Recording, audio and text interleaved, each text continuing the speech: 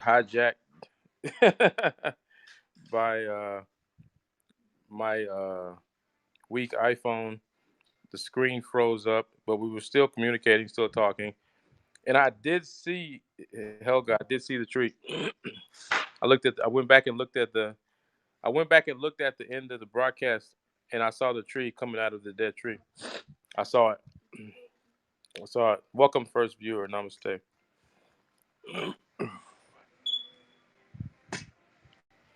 So Helga was gonna bring one of her friends on.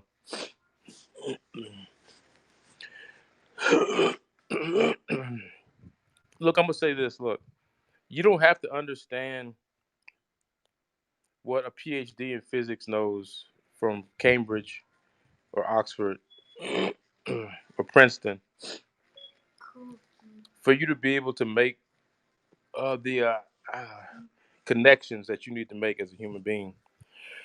Because as a human being, you're trying to make these connections so that you can magnify, edify, and clarify the different levels of knowledge. What the hell is that? the different the different branches of knowledge that you had to study. You don't know why you studied that. I'm still to this day trying to figure out why I had to study botany in pre-medicine. I'm like, why did I have to study botany? It was a hard class. It really caused me a lot of hardships because I had no basic background for it. I don't know. It just seemed like all of a sudden I got to study horticulture, and I'm trying to learn how to work on the human animal. So I eventually did make the connection, but it's one of those things that's necessary for you to grow. And I'm glad they put it in there. I hope they still have that as part of the University of Louisiana Monroe pre-medicine program.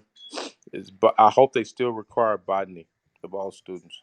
And there was a lab for each botany. There was a botany one and a botany two, and they each had a lab to go with it, just to make it a little bit more challenging. Four separate classes over a 2 year period of time.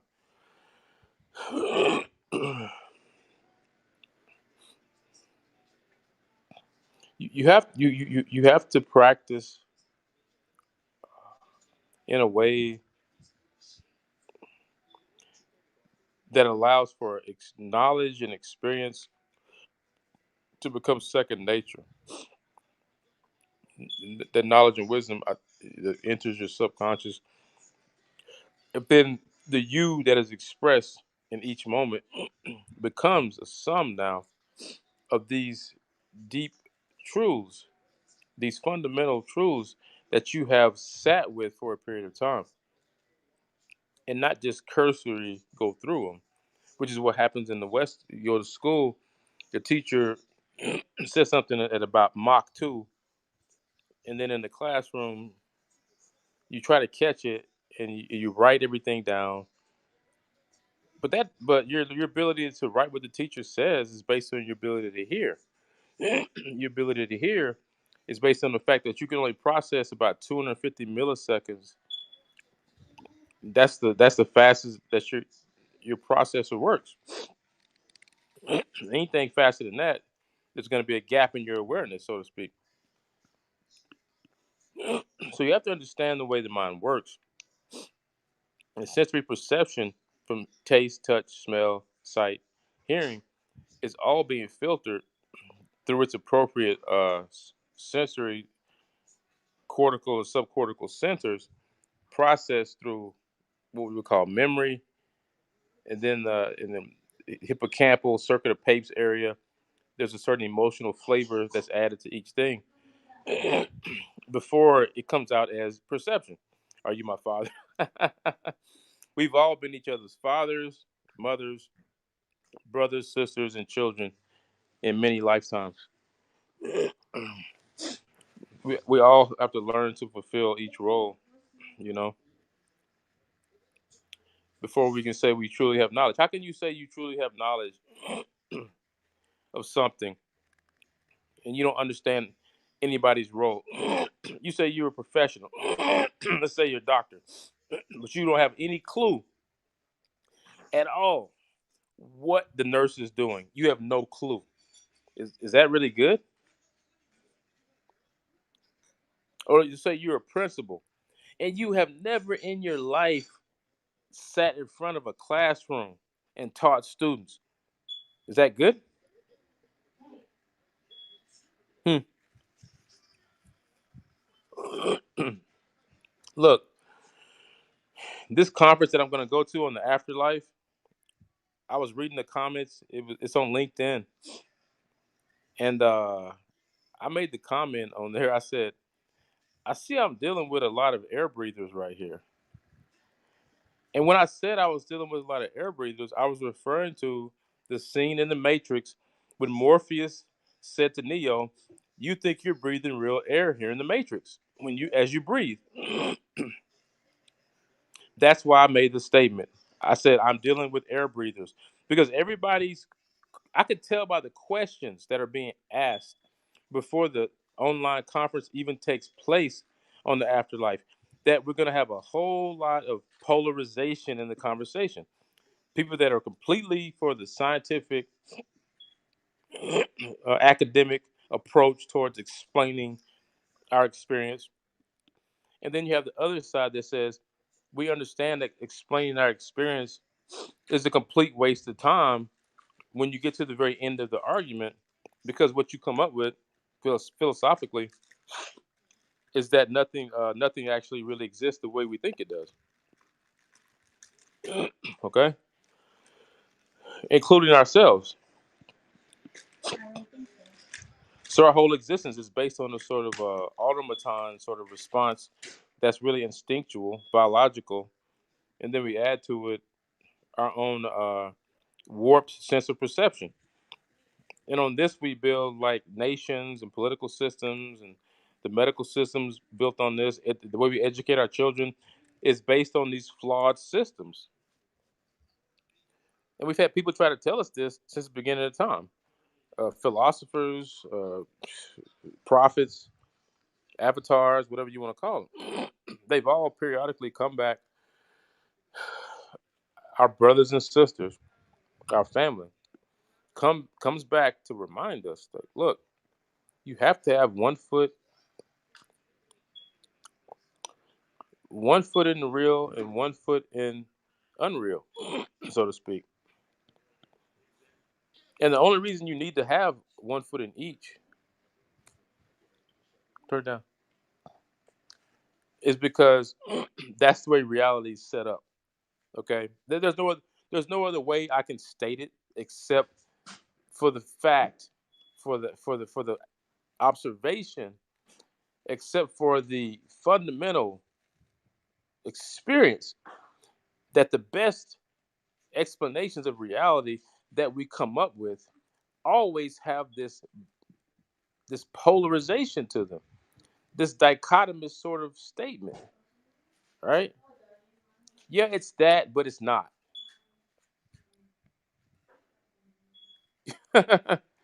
Because in a system of 2 points in an infinite universe, who's moving?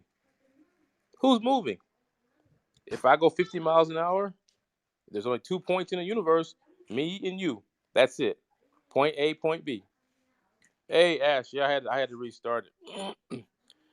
It was cool to go back and see that the whole time I was still I was still moving on the video. It was kind of weird, but on my own video I was frozen. It was like, oh, like okay. Talk about being self-aware, right? You better be. Yeah. See. Oh, for real? Yeah, I know. It's like, oh my god. But yeah, you have to be aware that the thing that you're trying to understand, it goes beyond the concept of understanding. The universe does not give a shit if you understand it or don't understand it. It is what it is. Okay. What's up, OB? OB in the house. Man, OB, we've been on one day, man. We've been talking about this with my sister from Netherlands. She was on here earlier.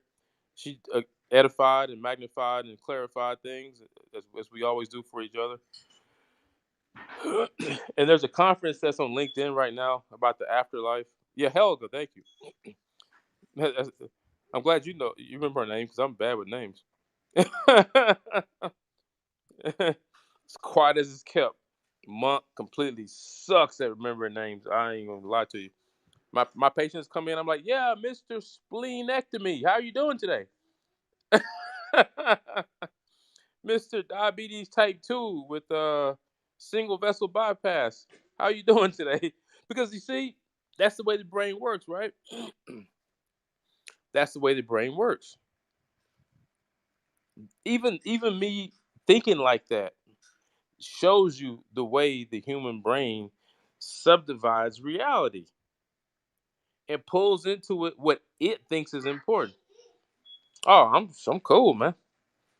Look, one of the benefits of being the son of a college football player and an elite level athlete is I have the genetics of an elite level athlete.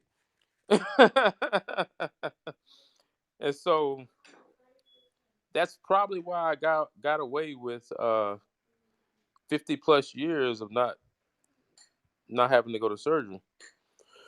And even now I'm fine. Understand, like, look, this pacemaker that I have in my chest, this pacemaker, it doesn't do shit except monitor. It's not doing anything. It's like my heart basically stumbled like this. Here's the only problem with that: the heart can't stumble. Okay, and there's a lesson in everything. That's the beauty of this, right? One, how many millions of heartbeats has my heart pumped out before that one little second, few seconds of just, oh, we almost got it, but not quite. But because of the few, right? Well, Mayo Clinic is in the process of scheduling me. Trust me, scheduling anything like robotic surgery at Mayo is a process.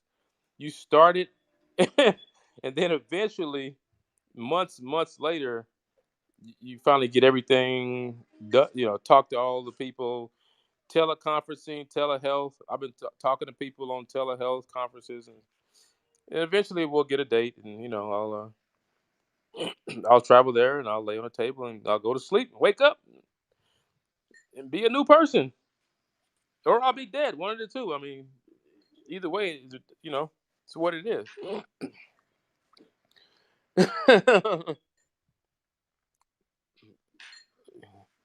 Just figure out the next right thing. That's it.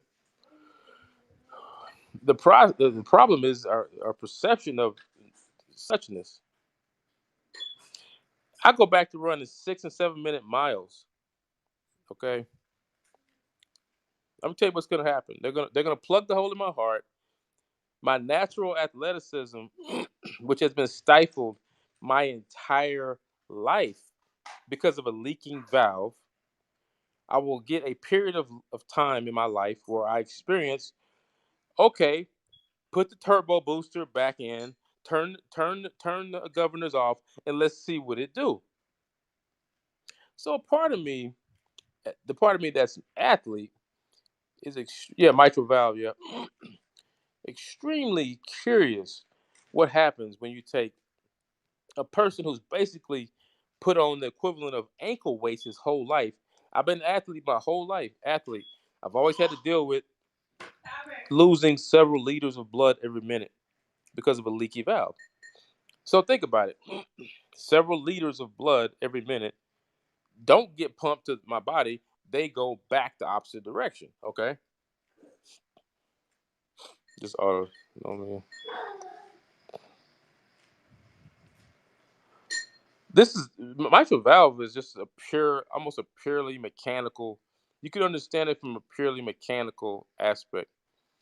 Every beat of my heart up until this second right here has had to do it in a compromised state, and in that state become athletic, go to the military, become a track star, go study jujitsu and compete in the ring and mixed martial arts, work out your entire life. I don't ever remember not working out ever since I've been a little boy until now. And so, let's just say this: when the universe says it has experiences for you, new experiences, mentally, physically, spiritually, at some point, sit down with that and just think about how amazing that is. No matter how good it gets, no matter how much you think you know, no matter how far down the rabbit hole you've gone and think you've gone, the universe can say, "Aha!" Right? And the aha experience is experiencing something as a child, as if for the first time. Right? Alan Watts talked about this. The first time you ever get to run around a track, and your legs work perfectly, your heart works perfectly. Let me tell you something. The first time I run around a track after my heart surgery will be the first time in my life I've ever ran around a track with a heart that wasn't leaking. I don't know what that's like. I've never experienced that. That's not my reality. The universe is gonna say, "Okay, here you go." Yes, yes, and it will be an experience. I don't know why my daughter like tries to gag herself for attention, but anyway. Um, the things parents have to ignore, right? She likes to gag herself like this.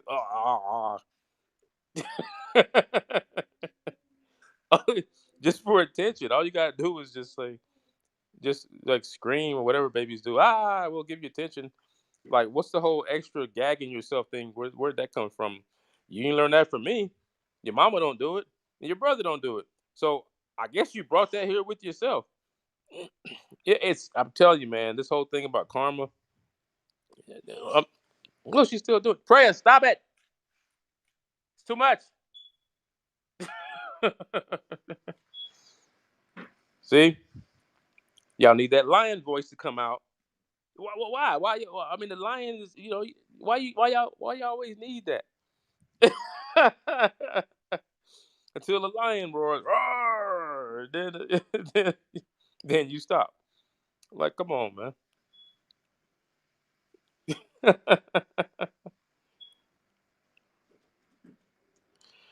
Human behavior. Yeah, that's totally learned by their own karmic subconscious. I didn't teach it to her. Definitely. But the experiences, look, a lot of y'all, this is what you're gonna do, man. If you completely buy into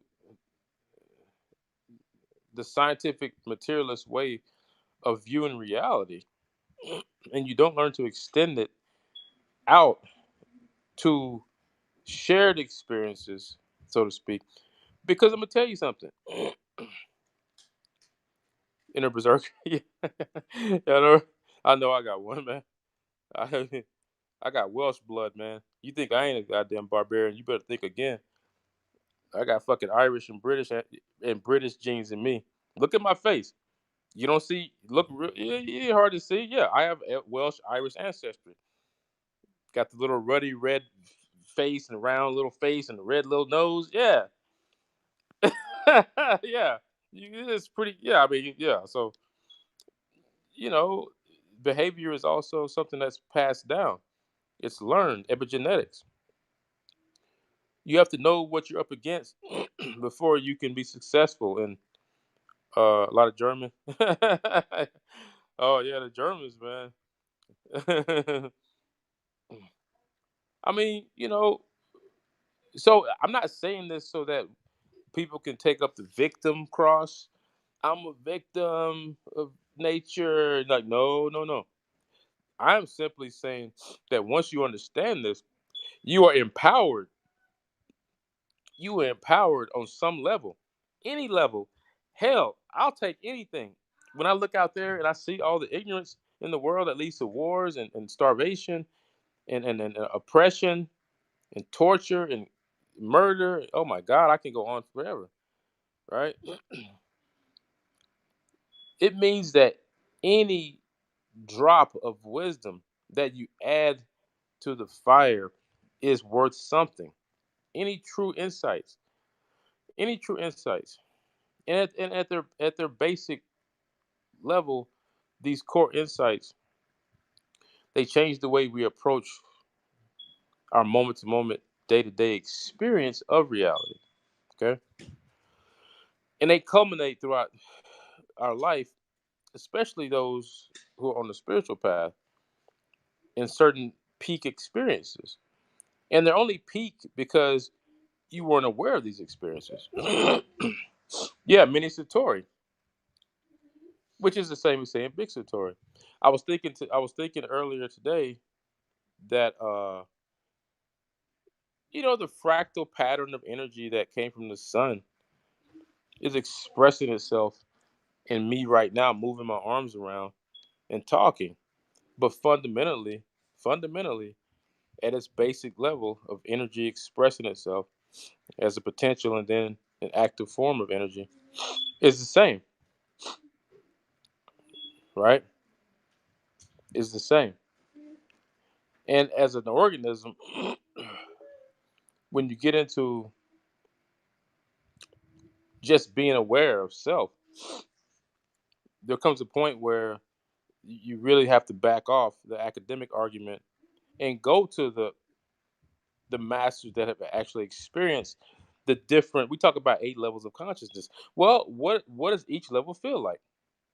If we're going to really be rigorous about this thing and our purpose is to edify, magnify, and clarify, then we need to be very rigorous and say, at some point, I need to hear the description from a person that's spent their whole life only experiencing the I amness. And then when they talk about these levels of awareness, if I'm of such type, student wise, I will get some benefit from that. I won't have the same experience they had. Can't, but I can. Hmm, that's the rub. That's the rub. I cannot even say I cannot unless I can exist. There is no such thing as I can't. I just proved it. I'm gonna repeat that because some of y'all didn't catch what I just did. Y'all didn't catch it. And trust me, this is a fundamental flaw. It's a fundamental flaw in the thought processes of the West. I can sit here and talk about I cannot all day long, but unless I can also exist in a in the same space, same time, same space, then what sense does it make from the standpoint of logic, from the standpoint of perception, even to talk about I canness, right? You're defining I cannotness by the I canness. Exactly. Exactly. Cannot exist, cannot exist, cannot doesn't exist without the possibility of can. Yes. Yes. And when you try to build a system of logic, a system of social interaction based on that fallacy, eventually it is right. Each moment, it really is the beauty of slowly waking up is that you start realizing heaven is right here. It's right here, right now. And so our ancestors put little clues, little breadcrumbs for us. Okay, let me give y'all a little clue. This sort of interaction, human being to human being, where we're just speaking truth, not for our benefit, but because this speaking of truth and reality is an expression of our humanity. This is what's been blown up into all the institutions of church and you know all the different levels, bishops and canaries or whatever the hell. Like, I mean, I'm not trying to. But without without that experience, the experience of cannotness and canness, both manifesting simultaneously, without that experience of what that's like, why even open my mouth? Right?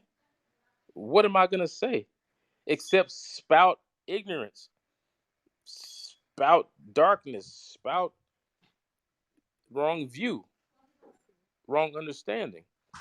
And after that, yes, the dot needs the other dot. I now can say you are going 50 miles per hour. We're two dots in the infinite suchness, tathagata of reality, right? And without you, I don't know how fast I'm going. Yeah, to make your point defies the whole point. Each point in geometry is dimensionless, and each point in the infinite universe by itself has no meaning, has no reference point for anything. There is no there is no relative existence, so to speak. The level of mundane consciousness that we experience right now, it is mundane. It is relative. It's useful. It's a tool. Tools have a purpose. They have they have use. They have use. Purpose is a human thing. Yeah, call yourself. I'm a master of being James right here, right now. Nobody can do it better than me. I've mastered right here in this moment, sitting in this chair, discussing this subject in this moment on Haps. Now, you can talk about it in the future, but all you will get is a facsimile of what I actually felt in the process of being that, right? Once you understand that, the rest of the dominoes start falling, and there's different ways to come to that realization. But you have to apply that realization to the things in your life that mean the most to you: life and death, pain, the state in which there is no pain, the questions you have about being and not being. Yeah, I mean, this moment right here, it's really mind boggling when you think about it. This is the moment that has been around forever and will always be. This one right here. Talk about sacred, talk about holy. Holy don't exist in the past and the future. That's a fallacy of the mind. That's a fallacy of the mind. Ultimately, this omniverse takes past, present, and future and sees them as no one not different from the other. That's the way it sees it. The mind of God. What clues do I have of that? The fact that people relative to each other experience time differently. We've shown that in science. We've proven it. At some point, you got to take a shit or get off the pot. You could just sit on the fucking commode the rest of your life. I mean, you have to take a shit or get off the pot, man. We told you this. Einstein told you this. The yogis told you this. Jesus told you this. Take a shit. Like, don't sit around saying time's not really real. It slows down and speeds up based on relative velocities of each component to the other. Well, is that true or isn't it? I mean, you got experiments out there. You can go read about it. You can try it for yourself.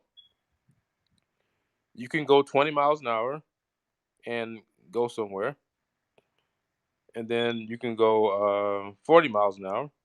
And yeah, it takes half the amount of time to get there when I go 40 miles per hour.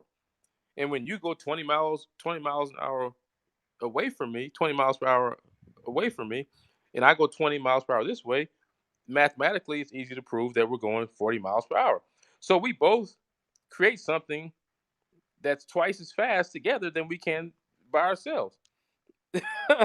you know, that's the way that's the way it works, man.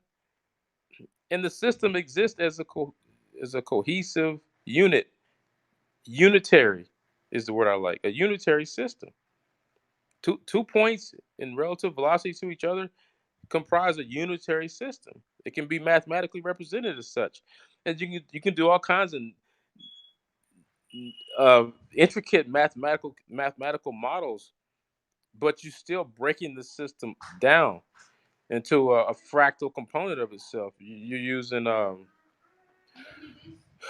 using things like uh, the electrical expansion we do using electricity when represented as sine and cosine waves. Um, but basically, what it is a way of taking one wave and breaking it into a bunch of sines and cosines, and then representing the whole thing as subunits of sines and cosines. But we understand that we're getting an approximation of the big wave by putting a bunch of little bitty whole bunch of sines and cosines. Let's just say sines, whatever. Build the sine waves up one after the other. Well, well, the academic that uses that system needs to understand what that system represents. It represents a figment of reality. It represents an abstract concept of reality. It is not, without being a part of the system, the whole system itself. The mind that does not realize this goes through life, lifetimes if you're Buddhist or Hindu,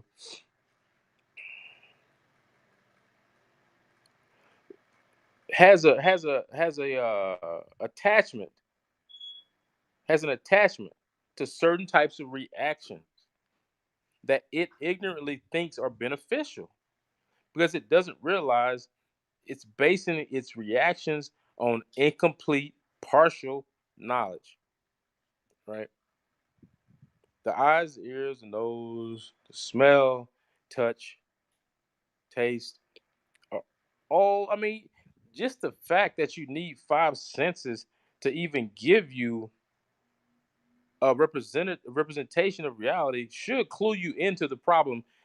If you're an intuitive person, okay, if you're an intuitive person, you should already ask the question, why do I need all this just to have an experience of reality? I need this, I need these, I need that, I need everything in your face. And the fact that I can touch it, that's a sense too, right? All this is like geared up just to get some kind of perception of reality, right? But then again, it's not. Not exactly. Not exactly. An eye is just an eye. A nose is just a nose. An ear and a mouth and tongue are just an ear, mouth, and tongue. On some level, we have to realize that. If we don't, problems will creep in. Okay, slowly, insidiously.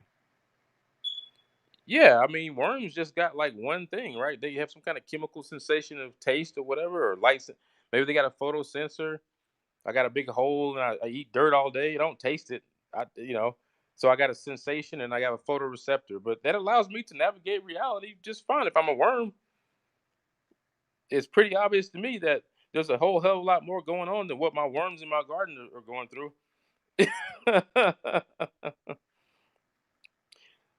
The gift of humanity is that we have what the worm has,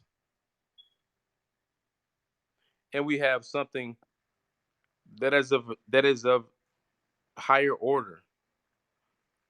It is the awareness of awareness itself, the sense of sensing it's, you see. And because of that, our sense of awareness is not, how can I say this? You can't say to a worm that it's bad to be a worm. He's a worm. I mean, he is what he is. My wife went into the garden the other day and she chopped all the worms up with the tiller and she felt bad about it. And I was like, well, I mean,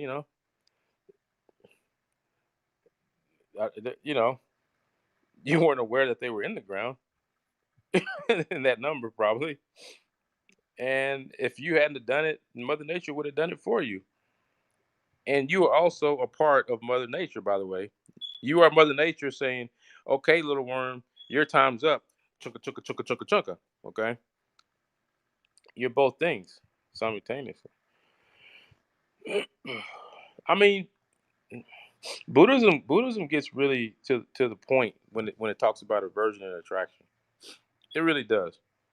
When it talks about attachment to wrong view, okay, and aversion and attraction, you don't really need many more concepts outside of those to really build a system that's equanimous, balanced, fair, and loving.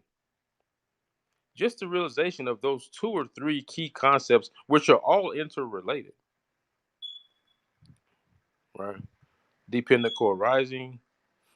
The Hindus talk about this too. I listened to a lecture from a Hindu teacher a few days ago, talking the same language at different levels. At different levels, the Atman and the Brahman. Okay, Buddhism takes a slightly different approach, but it's still saying the exact same thing. It's not saying anything different than what Hinduism says. Anybody who studied both systems knows that. The problem is with the people who've only studied one system. You only studied algebra and never studied geometry, and vice versa. Well, all of you who took advanced math know that you can do some pretty gnarly algebraic equations represented by geometric forms and the relationships in geometry, right? Yeah, very closely linked. Very closely linked. Um, Wisdom should not be seen different. The other problem I see in our society, yeah, Hinduism is a beautiful system. It's the mother of Buddhism, so I'll always have reverence and respect for it. That's the reason I'm reading the Upanishads. Most Americans probably don't want to read the Upanishads, but I knew at some point in my life that I eventually need to get to that knowledge and that wisdom because it's just another clarification of what I've realized. But the walk, the movement, the vibration of me doing it is necessary. Why? Because it is, and it isn't. Okay. There's no other way I can say it. Honestly, there's no other way I can say it. At some point, you don't need another prophet or another yogi or another holy person to clarify for you or to reinforce or to reinterpret reality for you. it, it isn't, but it is. Yeah. I mean, yeah, at some point, the whole point of all the prophets telling you to do something, and they all told you that. Krishna told you that. He told Arjuna, do your duty. Jesus told you that, right? Do unto others. They all told you to do stuff because in the process of doing stuff, at some point, they realize that if you do enough stuff for inconceivable amounts of time, even the slowest, dumbest vegetative state of consciousness would eventually learn and pick up on the fact that it's just doing self, right? Some form of self expression, self realization. Yeah, and it may take long, long, long periods of time. But 1 second, one culpa, what's really the difference? Chime on the truth, Big Ben. Chime on the truth. Really, what humanity is bartering for, screwing each other over for, is the right to define reality and perception. Okay, the right to define it. This is what the wars are about. This is what, the class structure is about, right? Haves versus have-nots. It's all about that, right? There's there's a certain level of human ignorance tied to evolution where groups of sentient beings, in our case Homo sapiens, have a strong need to have an absolute definition of what reality is. And this comes out in the forms of social system, caste, laws, et cetera, because any law can be reinterpreted. Don't make no mistake about that. It can be reinterpreted and still be true. It can be stated from a different viewpoint, from a different system. Maybe I use a mathematical expression as opposed to an artistic expression or a mental conception, which is what they all are anyway. What the hell is a mathematical conception if it's not a mental perception? Well, you can only perceive based on what you're aware of. This is what we call intelligence. Some people seem to be aware of multiple factors contributing to a reality in any moment, and they're able to utilize each component of that awareness and utilize it as a tool to try to figure out the problem and try to come up with a solution. Every human being is capable of doing that, but many human beings choose to not do it, relegate their sense of perception and the definitions of reality to very minimal, stripped down, shaky viewpoints. And I can say that because if Buddhism didn't talk about wrong view, I wouldn't be talking about it right now. I would know it was there. But if I look to my family, I might get some help. Here's the thing. Here's the thing. Now we're gonna talk the language of love. Here's the language of love. You really ain't gotta do it all by yourself, children. You don't have to do it all by yourself.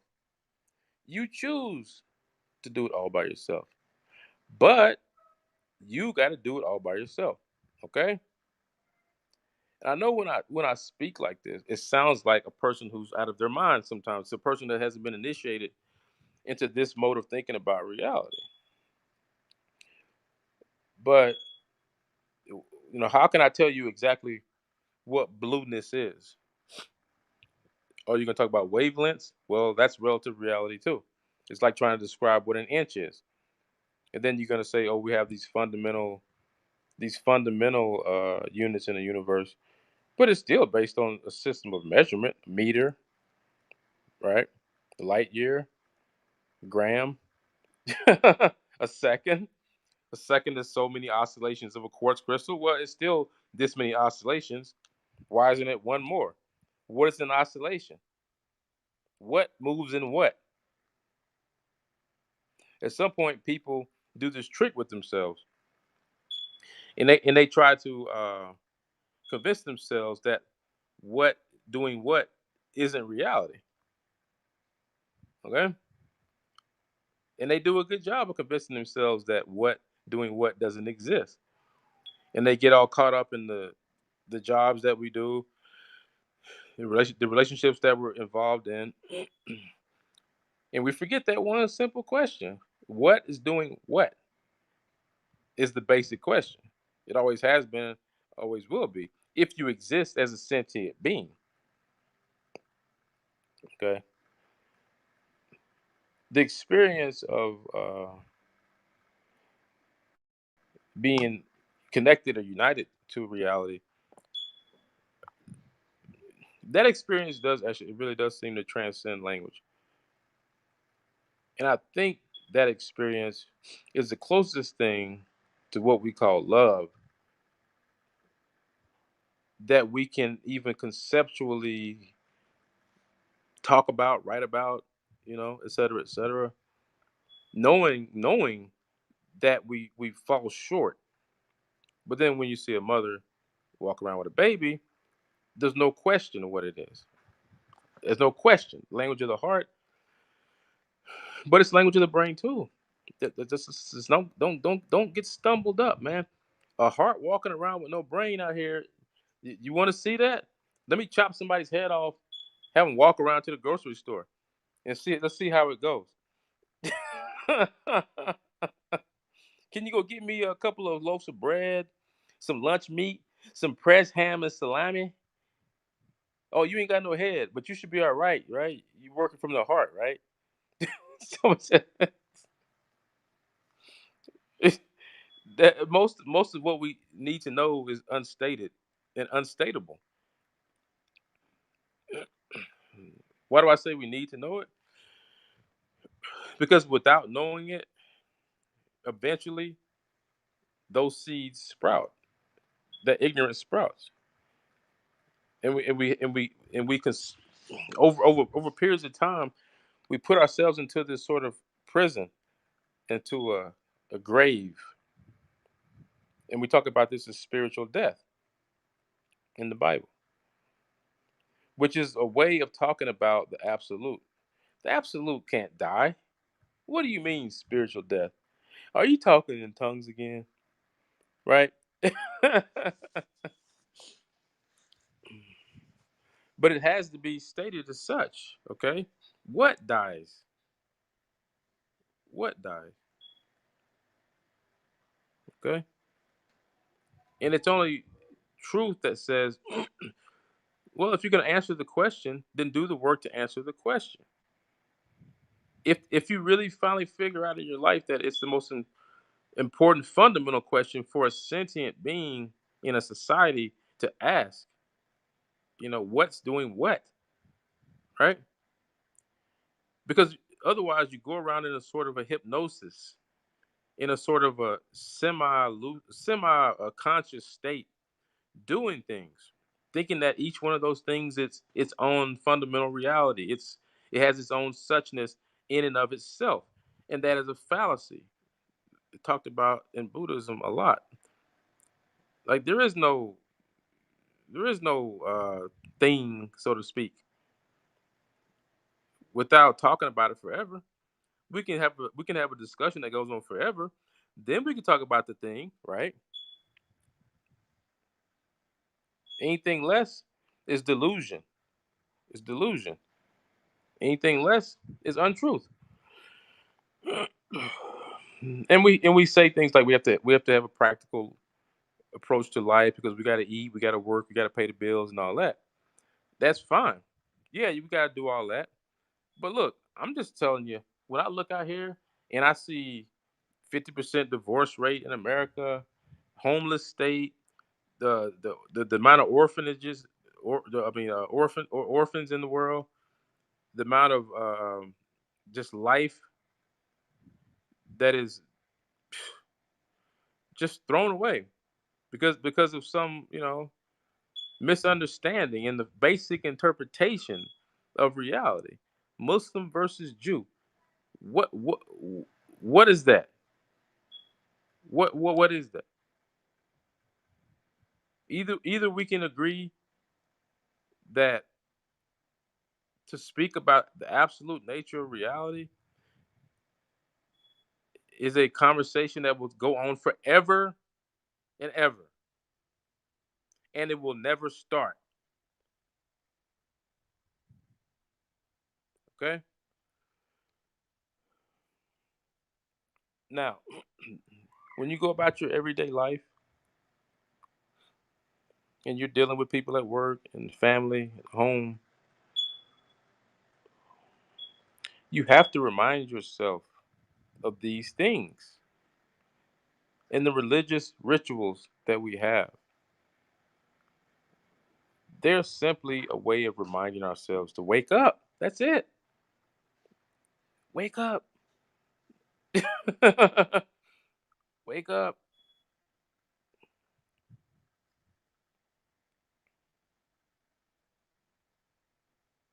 Gate pedagate pohitsva. Yes.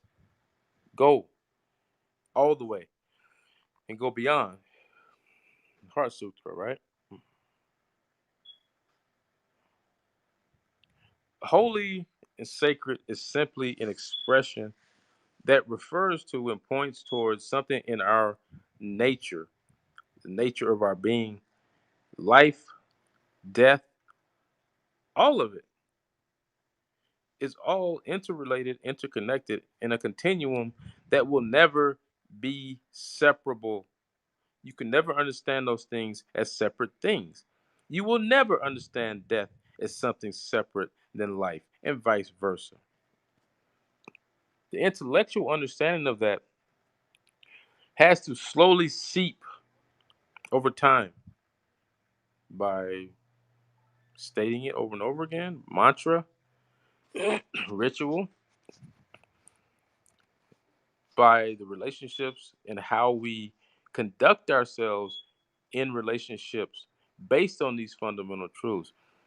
I mean, if my basic understanding is that there is no true sense of me here at any point, it's a little bit harder to get pissed off when you think like that. This is how it works. It's just a little bit harder to get pissed off about something you're arguing with someone about when your fundamental understanding of the universe is that, well, there is no really solid version of me here anyway, because every in each moment I change. So,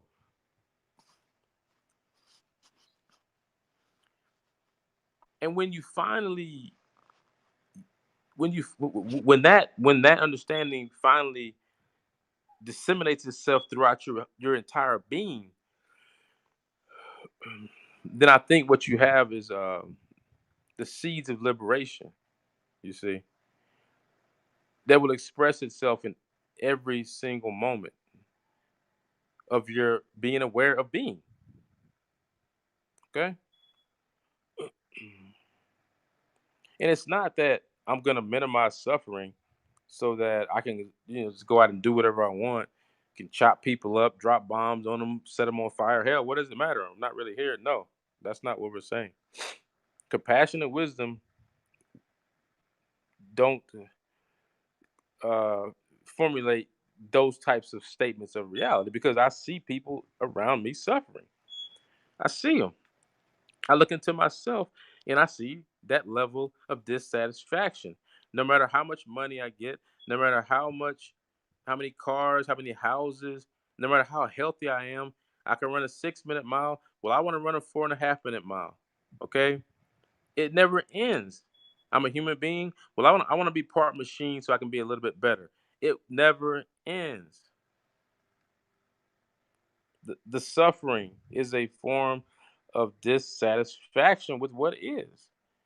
It expresses itself through, yeah, pain. Pain is an evolutionary response to nature figuring out how can I let these biological organisms know that they're about to be extinct. That's all it is. It's like, you about to go back to substrate because what you're doing is not compatible with long-term survival on this planet. And when human beings tie their systems of government, their systems of family, community to these types of fundamental truths, you don't have to always beat people over the head with billy clubs to get them to do the right thing. Because each human being's foundation has been laid from childhood. This basic understanding of life and the value of life and the value of being. And what exactly does that mean? What does that represent? What does it not represent? You see? Sometimes the notness needs to be emphasized more than the suchness.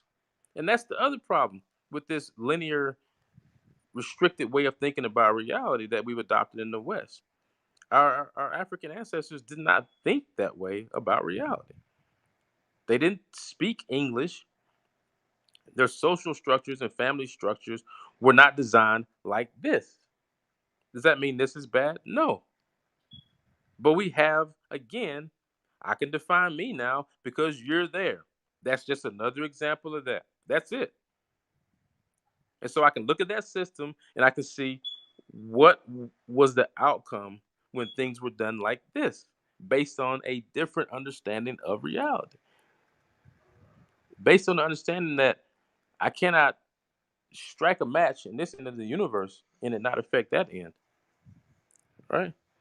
I can't take from this end and think that there's not going to be lack in that end. That goes on in the microcosm in the human body. If I keep taking blood from my foot, I'm gonna die. I don't care, foot, hand, arm, whatever. Right? Helga, what's up? Oh man, I've been going for about an hour, Helga. But that's the way it works. That's the way it works. The light that we shine for each other, we shine for ourselves. Simultaneously, both things happen simultaneously. And, when you when you understand that, you don't need all these awards all the time for doing the right thing.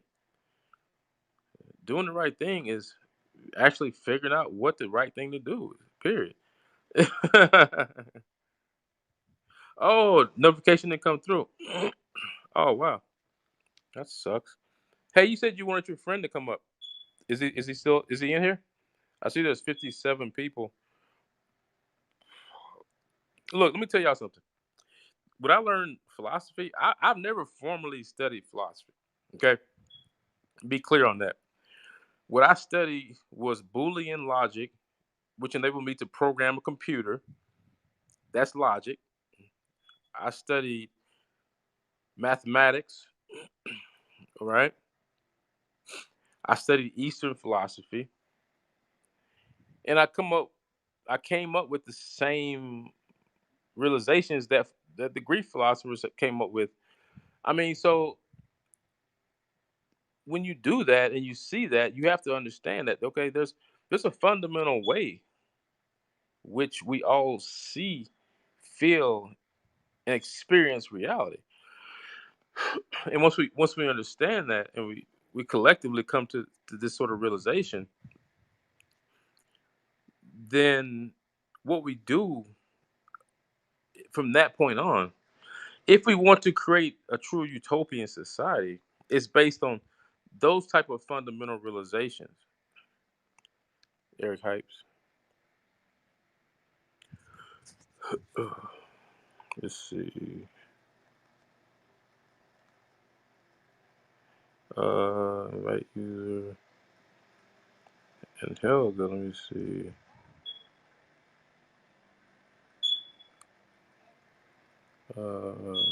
Present view, subscribe, mute.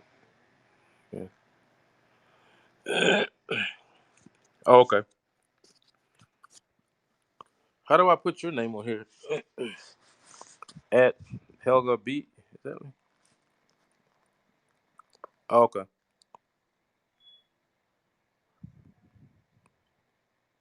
What's this present on screen? Oh, Hello. I just threw you up in there, Yep, huh? I'm back. Oh, I didn't even know what I was doing. I was just pushing buttons. I guess it worked that time. Yep, it did. Nice, nice. But yeah. I mean, it's like I spend a fair amount of my time in meditation, in my life, Hmm. and this, the three jewels in Buddhism: the truth, the Buddha, which each one of us is, and the Sangha, which is the collection of people, spiritual family. Like, like some of y'all haven't figured this out yet. Like they're one thing, okay? They're not really separate things, but but that's not always stated. We understand that these are different levels of perception of reality, and in association with the way consciousness plays out, is it Hmm. comes to these different points of perception that we sense as being distinct and separate from reality, but through the same process we can work our way back. The prodigal son story in the Bible, right? Uh-huh. He had everything at his father's house. Just everything was great. He wasn't happy. He went out, ended up in the pigsty, eating with the pigs. Yep. Remember that his father's house was still there, and he Mm-hmm. finally worked his way back. And the father did what? He accepted the son back. He didn't say, Yes. "Get the hell out." He didn't say Nope. He gave that. he gave a big feast. He was so Oh happy that yeah. his son returned. And the brother was all pissed off, but he said, "Come on, brother, come on, don't be that way." Some of y'all were like that brother that when he came back, like, "Damn, man, I'm trying to get mine." Like you didn't, Yeah, I know. I have 4 sons. you know, you already know, you I already know. told them, "Are you going to be Cain or Abel?" Thank you. Which one? I know you could be one. I know you could be one. You could be the prodigal son or Uh, the one that stayed home and didn't leave. Which one you go? yep. Because the prodigal son actually did learn something. He learned, you know. Both He of them learn. Yeah, they both exactly. But the You prodigal son, know. if you look at his story, he had to extend his own wisdom and compassion to his brother, even though he was the one eating out of the pigsty, right? He's Yeah. the one eating out of the pigsty, but he's got to be understanding of his brother's envy, right? There's a lesson in there that goes a little bit deeper than And what is everything is traditionally. a lesson because Yes, exactly. when Abel slain Cain, Mm. there was also a message. Oh yeah, yeah. That message had to do with all these idols that people build out here. You know, like you start building these idols and you start thinking that and look, institutions are idols. Institutions and representatives of certain levels of government, all these things can become idols. They're not just inanimate objects. We have a Even show called even American Idol. belief, Yeah. even belief, faith. Hmm. Yeah. What's your faith in? Is it in this thing or a person, or is it in something more fundamental that you really can't fully put your, you know, Every, like, yeah, everything I is mean, inside of us. the paradox will never go away. The thing with speaking about ultimate reality is, like, you have to be okay with understanding that once you say that's what it is, you're wrong. Once you're okay with that, then you ain't no problem. You ain't Hmm. got no problem. You understand that it's a moving target that you cannot force it to be still. You know, and it's a still target that you cannot force to move. You know, and that allows you a lot of what it allows mentally is for a lot of flexibility and a lot of openness. And I think that's what, like, on one level of looking at love, that's really what love is. It's non-judgmental, flexible. It'll take time to perceive what is not just what it wants something to be. Love does all those things, and that's also part of our academic system. That's part of how you train lawyers and doctors and priests. So how could you say that that's not love? That's not based on the concept of love. It's just we got far out from it, from its source. I have a question. Uh, Oh yeah. the when the first podcast ended, Mm. we were talking about the difference between sleep state Ah, yeah, yeah, and truly dead. I don't know if you yeah. cover it No, already. I'm glad you brought it up. I think I was waiting because I remember that's where we stopped. So my subconscious, Already. my subconscious probably made me hold off on that one. But now Oh, since you're cool. back, I will speak on it. Uh, well, so let me talk about the levels of perception because Hmm. the Hindus have it in their own symbol: the the waking state, the dreaming state, the deep sleep state. Okay, third Hmm. level of consciousness, and then there's a fourth state. I always get The mixed up on the super fourth. consciousness. Let me see: the dreaming, so waking state, deep dreaming, deep sleep. Sorry, dreaming state is the third level, and there's a fourth level. But I think what the way it works out with Hindu beliefs, my understanding is that the fourth state or the absolute state of suchness is not stated. Is not They're not able to put it in symbol, so it's understood to be the support or the background of those other states. The waking state, dreaming, deep sleep state, dreaming state. Me myself, The I've eternal sort of went, state. yeah, the state before the states. Yeah, Yeah. I mean, but after the states, during the states, it's like the whole problem with the linear thinking is that it always kind of puts you in a corner, and you can see the corner when you studied it long enough. You see yourself painting yourself into a corner, and you're doing it, but you're doing it for the benefit of someone who's never painted. Okay, Mhm. so once they start painting, they'll realize the same thing you realize, that I'm painting myself in a corner by even attempting to describe this. But at least that level of awareness is there, so that you don't create idols. Okay, that's how everything's connected, right? You don't create idols as easily when you have the understanding that you're just painting yourself in a corner, trying to put limits on God. Okay, is another way of looking at it. When you try to put limitations on he, she, it is not, it is, I am, I'm not, I, no am, just my Who's the eyes I? whole, right? I don't need the am no more. My eye is whole now. When your eye is whole, you don't need the am no more.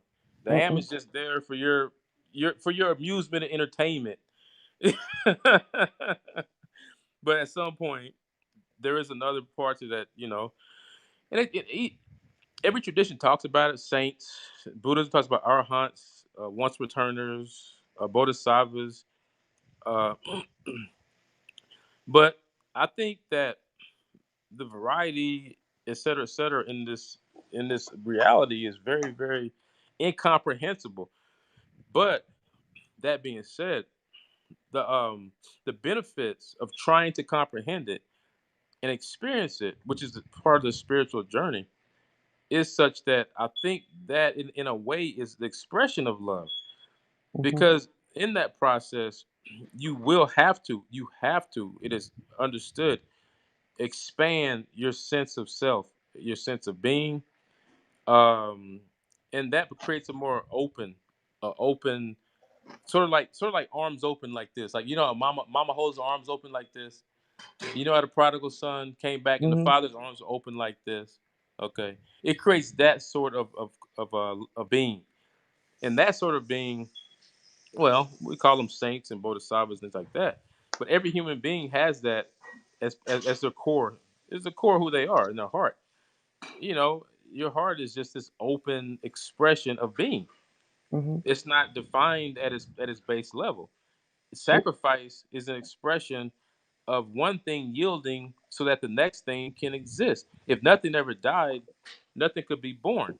Okay, so the Yes. symbol of sacrifice in the Bible is a powerful expression that, on one level of expression, I can state, yeah, it's a statement of allowing something to come into being by yielding myself to it. This example of sacrifice gets into the martial arts, because it talks about yin and yang, defense and offense, and yielding. The tree that bends in the storm doesn't break. The tree that stands straight and is stiff is uprooted and is broken. And this also has to do with your uh your mental processes. Many people I've seen throughout my lifetime are very stiff like a tree, very rigid. The only thing they have not encountered yet is the strong wind. It's because they run from it. They always get a weather forecast and they try to say, "Well, strong winds here. We better move over here because this tree we got, it ain't gonna stand the storm." So, but you can only get away with that for a certain period of time. And at some point, you have to take a look at your viewpoint, your worldview, the way you look at reality, and you got to ask yourself, is it based on just my own fundamental understandings? I mean, Mhm. ultimately, we are our own guru. Ultimately, at some Yes. point, we have to be. I mean, because you said it when we first started talking. You said I can only speak about this from my own perception and understanding. And Mhm. yes, that's it. That's it. But the point about my perception and my understanding, when my wisdom over a period of time nurtures me, I begin to feel, understand, perceive that my suchness, my sense of being, is the same, similar, and is the same source as yours. You Mhm. see, and since that can't ever be put into words, it only can be, you can only come to that understanding through a journey. I think that's what the journey is all about in Greek Hmm. mythology. You know, the Greeks always went on some journey, right? Kill the monster, get on the And I boat. think, I think it is for me in this lifetime as a human, Mm. it is to realize that you don't have to die to No, realize no, you don't have to. that you are still around, that Yeah, it's you know. you got to really. I think we need to experience dying in each moment. We need to Yeah, experience dying in each moment, because if we can experience dying in each moment, yeah. because when you really look for that self that you I think love is so this solid. talk. Oh yeah, you know, truth, right? Hmm. We, that's what we do. We, our ancestors would expect this of us. I mean, especially with what they sacrificed for us to be able to have this conversation. I mean, a great amount of human suffering went into me being able to be here. You know, and every other human being too. But speaking from a perspective that I can use as a model, what you're doing in the spiritual path is you're using yourself as a model or a template. Look, Jesus said, "I'm the way, the truth, and the life." Okay, no man come unto the Father except by me. Hmm. Well, yeah, nobody comes into any realization of the truth without the light. You have to shine a light on the darkness for anybody to understand what's there. Just knowledge is a way of expressing that. You know, the word itself. And so when people see the words of Jesus and they try to personify them and freeze them into this thing, they're falling into the one of the biggest holes. Story ever told. Yeah, well, they fall into the biggest hole they could fall into on the path, like a big hole that Mm, you. It's like a pit. You just fall into it, and somebody's got to come get you up out of there. Because if they don't, you go spend your whole existence, in this hole. And then somebody says, "Well, no, I can no. say to you, I can say, hey, Helga, are you or are you not a unique, one-time expression of this universe? Yeah, At you are. at this moment in time, yes, because Exactly. it Exactly. continues. In this moment, it's the same way Jesus was. Yeah, The only difference is Jesus was realized. That was it. We're trying to we're part of a family that he's in. We just don't know we're in it, but we're slowly along our path and our journey. We're realizing that we're part of the same family. Jesus even said it in the Bible. He said, yeah, but "You'll do you know, greater things than me." He said yeah, that. okay. Mm, I listened to Jordan Maxwell, mm, and he has a total other view mm. on religion. What does he think? He's talking about Jesus being the son, Hmm. Yeah, the son. yeah. And that turned into the sun, like, That son. yeah, the one that's shining on me right now. Yeah, Yeah, yeah. They understood that without that sun, there wouldn't be no conversation on this earth right now. exactly. Like And this not only conversation on the wouldn't be. earth, No, it'd be. everywhere. Yeah, yeah, yeah. Well, you basically would have to go to a whole nother planet. I mean, universe. I think the universe does repeat things and does different As long as we things. don't change it, because that Mm, is what I uh, get to logos. understand right now, Mm, is all those beliefs. yeah, It's time to let go of them. yeah. We've already. I mean, people don't understand when you study mathematics in school, you're studying God. Okay, that's one of the Mm, highest levels of truth you will ever study in your life is mathematics. But nobody tells you that you're in church, but you are. When you go to geometry class, you're going to church. Okay. When you go to algebra class, you go to church. And when you go to church, you're going to church. But it needs to be what happened historically after the Greeks. Aristotle and the Christian churches, they separated um, the non-speakable ultimate reality from the measurable reality. And the measurable reality is great when you want to build technology, when you want to build governments, right? That's mm, great for that. it sucks when you want to be a free soul and get to the source of your being and your very sense of consciousness. It doesn't. It breaks down on that journey. And the Yeah. problem is that until someone really craves, it says somewhere in the Bible about seeking God with everything that you have. I mean, this is, yeah, because when you look at how sublime, that's the word, how sublime The your God very it is being is is. inside of us. Yeah, it's right there. It's within Because inside when of you you. communicate with yourself, you Yeah. will find God. Oh yeah. It's really yeah. The circle is a holy symbol. The circle is a holy symbol because we understand what the circle represents metaphysically is completeness, and every point on the circle is the beginning and the end. Each Hmm. one of us is the beginning and end. Each one of us is actually the center of the universe. Each one of us, Yes. each one of Yes. our points. You know, Yes. I think when people like, I mean, honestly, when I look at Hmm. the time of my life that I've suffered as far as physical pain, Hmm. it's been very minimal amount of my life. I mean, such a small amount that I can't even really quantize it. You know, now there Hmm. are people who have the opposite experience. They spent most of their life pain, suffering, sickness, illness, poverty. Now, Yes. the way both of those persons clarifies their position and sees a ways so that they both can become edified and grow is by Hmm. fundamentally not seeing myself as being a complete whole different entity from the person who is homeless or who is sick or is dying, Yeah. because ultimately in some quantifiable, if you live in relative time amount of time, we will all experience old age, sickness, and death, Hmm. and to see those as illusory, I think is one of the main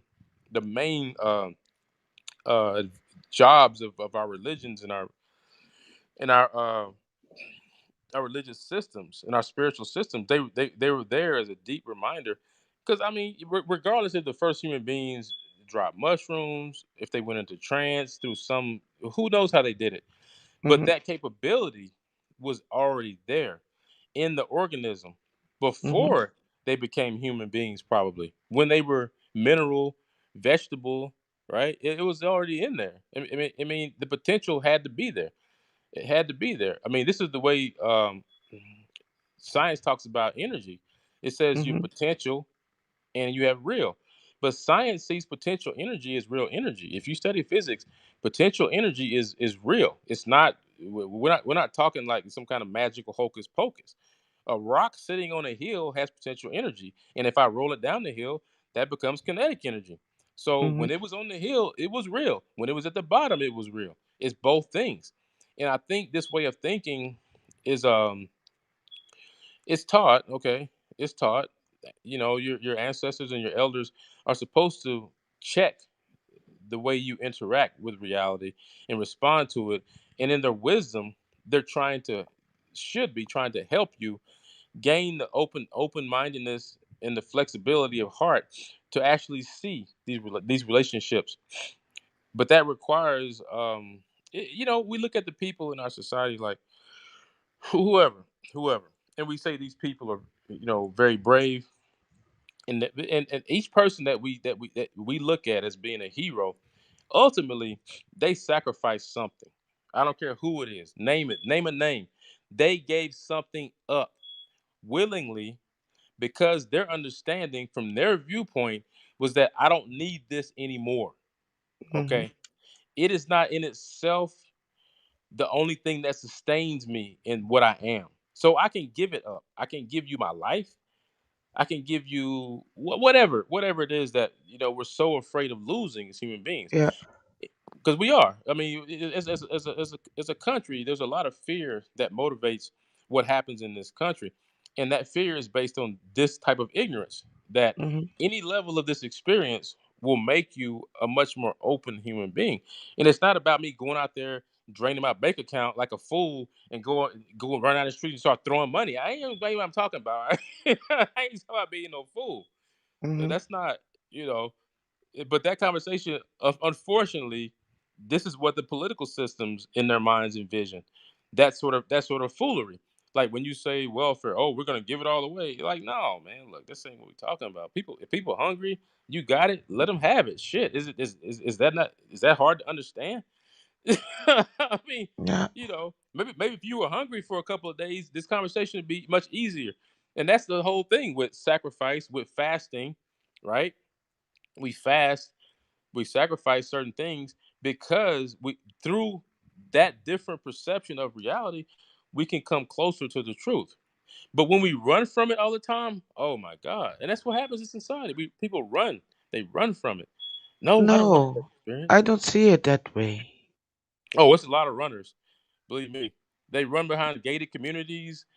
They run the materialist world is one way of running from it, but it doesn't work because you can't run from death. You can't run from old age. You can't run from the sickness and the illness.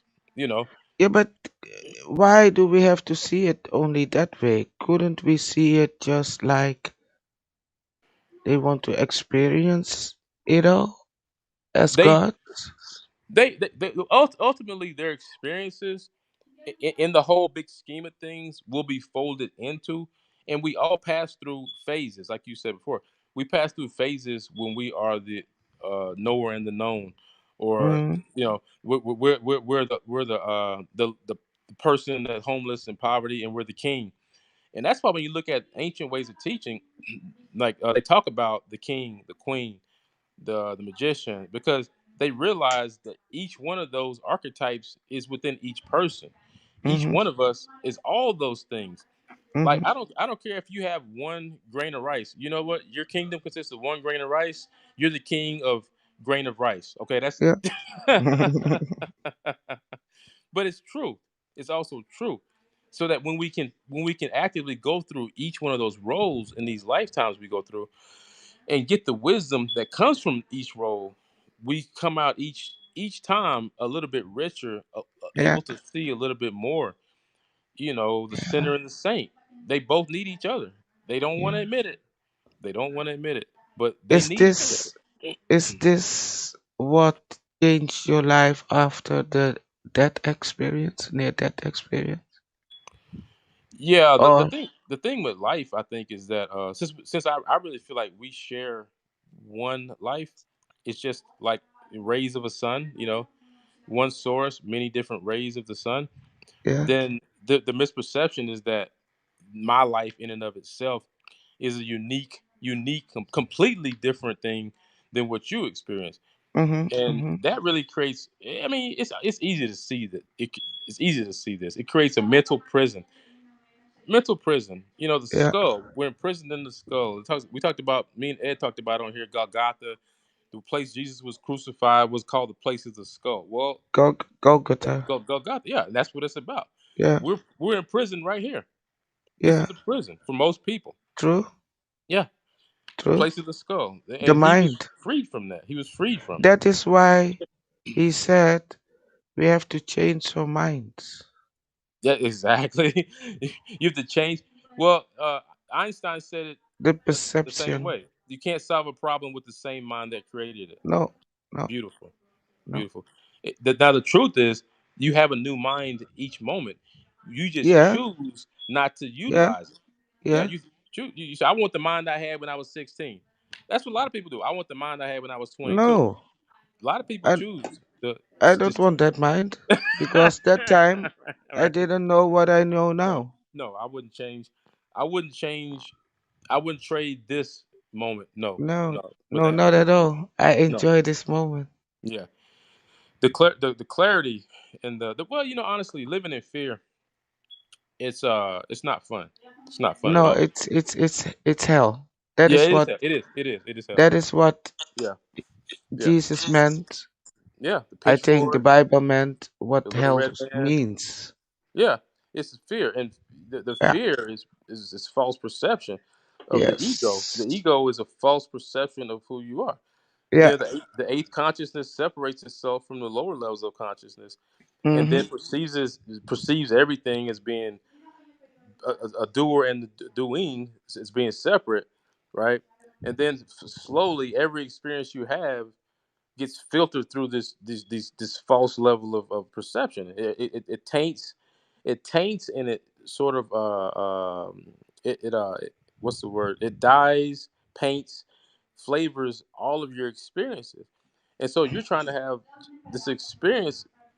We say in the West that our society is based on the pursuit of truth. That means people supposedly want to experience truth. They want to experience reality as it really is, and then be able to make a decision based on that for the Mhm. benefit of everyone else. But for that to happen, you really have to start from the root and build based on truth. You can't build based on fear. We talk about fear, or this whole sense of I mean, the king and the court jester, you know, on some it depends on what system you probably understand reality from, religion wise.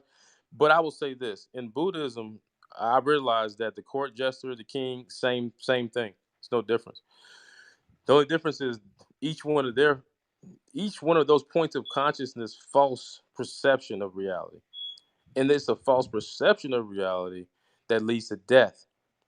Mhm. False perception of reality, because in reality death is nothing but a Yeah, word. that It's a that word. It's not. of that in a way that new life can Yeah, start new life. again. A Mhm. new thought. You know what most people are worried about? I can tell you, like, when I went through my cardiac arrest, there was no pain involved. It Mm, really, like, there was not. I can't remember honestly any pain except when they took the band-aids off or something like that. mhm. Way after I left the hospital, that was painful because the band-aids Yeah. were ripped off. But, but What happened that you experienced the near death, well, if I may ask? my family has a congenital genetic defect with our heart valves, and so Okay. even though we have strong hearts, Yeah. the valves don't. This is actually an African American problem. Yes, I It's know. related to lupus, right? It's related to that rheumatoid arthritis. Yeah, we eat the wrong things. Well, I think this gene was. I don't know exactly who passed it down, but some ancient ancestor passed it down, and so after a certain period of time, the valve needs to be repaired. And so what happened with me was that this electrical, we call it in medicine an arrhythmia. My heart went into a arrhythmia.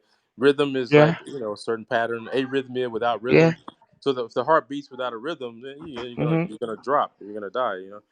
Yeah. But that too is also, like, for me, I don't question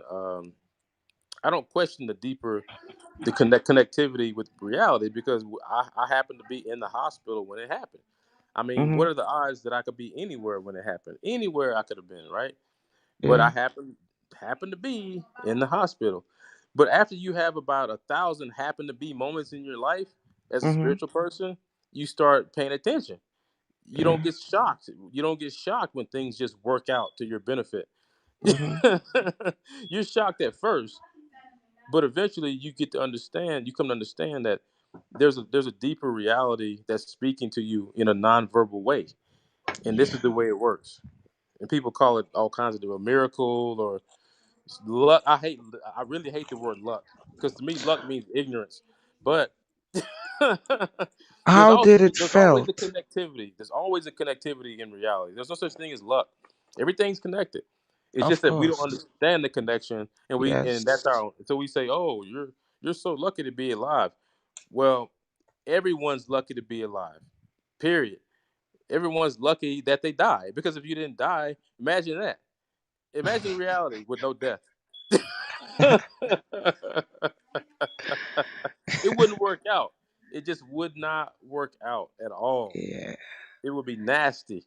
It wouldn't And last very long. that isn't the way we think. No. We can see at the seasons, Yeah. Spring, you summer, fall. know, Beautiful. the winter. hmm Everything Whoa. looks dead. It Trees. seems like everything is hmm dead. The trees are all barren. Yeah, without leaves. The animals and insects are gone. No Yes, rain for it's the most part. cold. Some snow, maybe we get snow, but And then there and that's comes the beauty. springtime. In that reality, we're part of it. We're part of those four seasons. The earth is our mother. Look, some of the shamans teach that the same energy that animates you as a human being in your chakra systems, they teach Hmm. that the earth has the same systems of energy within her. Okay, Yes.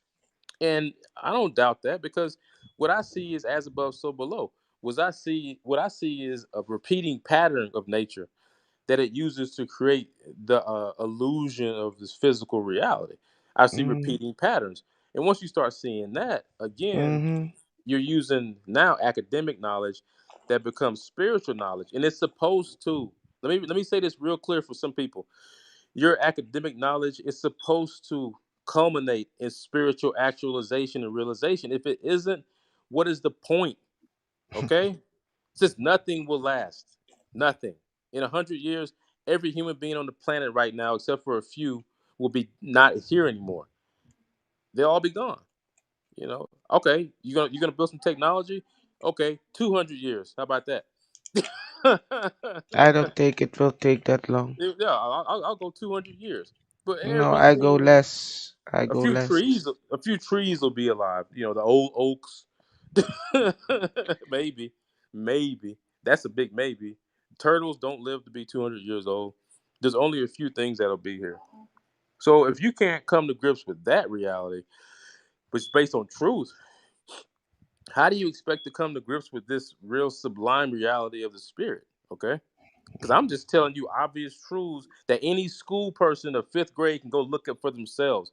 This is the truth that they can go see in nature. Spring, fall, winter, everything looks dead. It comes back, right? Everything has to yield its position for the next thing in reality. The food that we eat comes from, you know, plants. They yield their position. They're no longer plants anymore. They become food. That sacrifice, right? The whole point of sacrifice is that sacrifice needs to be realized. It needs to be realized and experienced so that it's not, so it's like, okay, yeah, this is what it is. It's not so painful anymore, you know, because so much of human experience is based on the perception that when I lose this, it's gonna be so much pain, so much suffering. I mean, hell, I've been homeless before. It ain't that bad. I was in a car. I had money.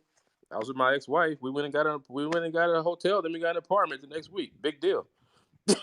It was like, I Look mean, at and the if tree. yeah, I mean, it's like the tree. We went Look, through a transition. look. Oh, I can't see. My Still? screen's frozen. Yeah, my my screen is freezing. Oh, okay. But you Yeah, started a new broadcast and I still it's did. frozen. I did, and it keeps doing this. So I think what's happening is it's either the Wi-Fi connection or the phone. I don't know which one it is. Oh, I may have to get a new phone. I'm not sure. I really hate to, but because I hate giving Apple my money, but yeah, but if you want to do yeah, this and yeah, yeah. I you're want not to do this. able to read or whatever, Yeah, it but because luckily, you need to read I the can hear you. comments. Can Yeah, you read the luckily I can hear you. comments? No, it's freezing again. It keeps freezing. It was. Okay, It's let kind me. of weird. It wasn't doing this before. Like when I use Haps at first, it worked fine. Then suddenly, all of a sudden, the past 3 or 4 times, Well, it's it done this. might be the vibration. Yeah, we're overloaded with too much truth. Yeah, It can't take it, man. yeah. I want to say hello to the people who are in the room. Yes. Hi, Hello, Ash, Paul. 61 people. Oh, you can read them? No, I can just see it was 61 a while back. It's probably more now. Okay. It's 89. Oh, Uh, hey, 89 people. yes. Hello, Ash, Uh, Pauls. Welcome. And she namaste. said 5 stages of consciousness almost 30 minutes ago. Mm. And awake consciousness, but aware, unconscious, unconscious yet aware. Yeah. And psychic medium Diane Hi everyone, new here. That was 21 minutes ago. Oh wow. And Marine Max, 1 minute ago. Welcome. I'm glad you're here because otherwise I wouldn't know what was going on. Yeah, I know. My This screen is was very totally. important to read the Yeah, comments yeah. I'm glad you can read and them because interact with. I mean, we all come from traditions, whether we know it or not. That at Yeah, some point they understood the whatever you pull apart, you got to put it back together if you want to yes, understand it. We don't just yeah. rip things apart and then say, "Oh, I understand the human being because I can dissect the human being." Well, Mm, surgery came after that. Okay, we put it back together again, right? In the car, yes. whatever it is.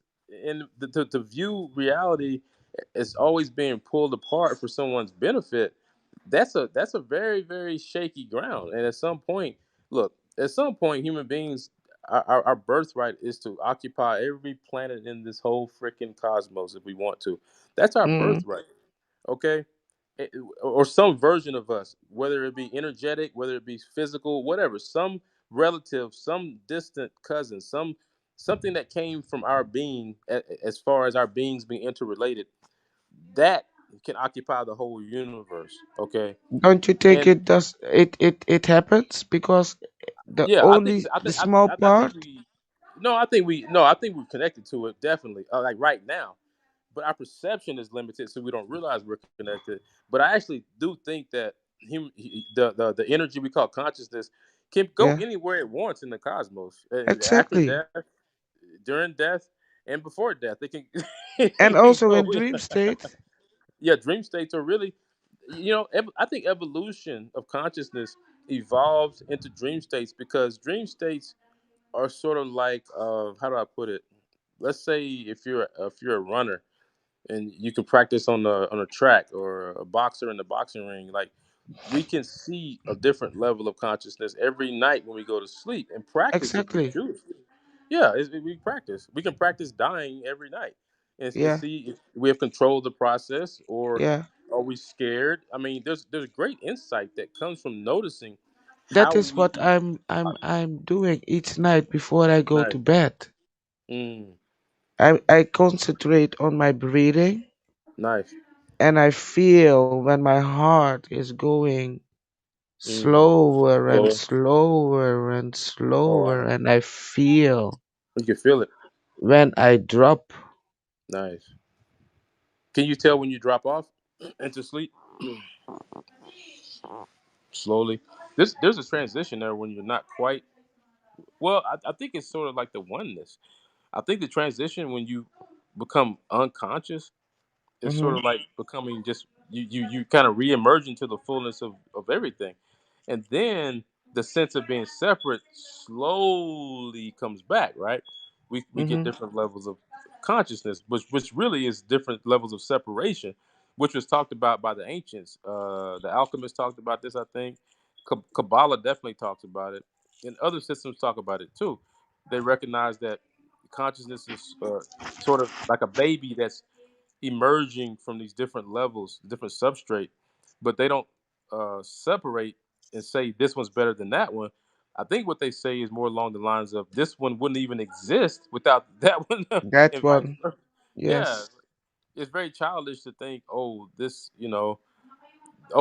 experience of, and this gets into God, and being on the throne and being a man and having a scepter and a lightning bolt. It gets into that. Okay, that's one perception of ultimate Yeah. reality, but it's very very male, very controlling, very. Mm-hmm. Yeah, we know this. We know this. Mm-hmm. Again, the prophets told y'all you don't really want these kings, but y'all wanted them anyway in the Old Testament. That's what they warned y'all what was going to happen. And look at us Mm-hmm. now. That's Look why around. Jesus came. He came and say, "Look, I'm prophet, king, and son all in one." He's trying to remind Mm-hmm. us, what we are, and saying, Mm-hmm. "Look, if we're both in the same family, uh, this is your destiny. This is your destiny to be what I am, and all you have to do is retrace my steps, and retrace my steps, occupy the space that I occupied." and then you'll think the way I thought, and then you will have the realization of what you truly are, you know. And that doesn't mean they're not going to torture you. Of course, they're going to torture you. They're going to torture you. They're going to take your stuff. They're going to beat you. They're going to scorn you. They're going to put you on a slab and cut you open. All that's still going to happen, but your experience changes. You see, it doesn't become the end all be all of your existence. Is those sort of relative experiences with relative reality. Relative reality is just one level, and there's many other levels. More some more rarefied than others, some more subtle. That's why we always talk about subtlety when you talk about spirit, because if I got to knock you over the head every time to show you something, like, come on, man, like that's like everything that you study in science is definitely based on a more subtle system that preceded it, and they keep going back.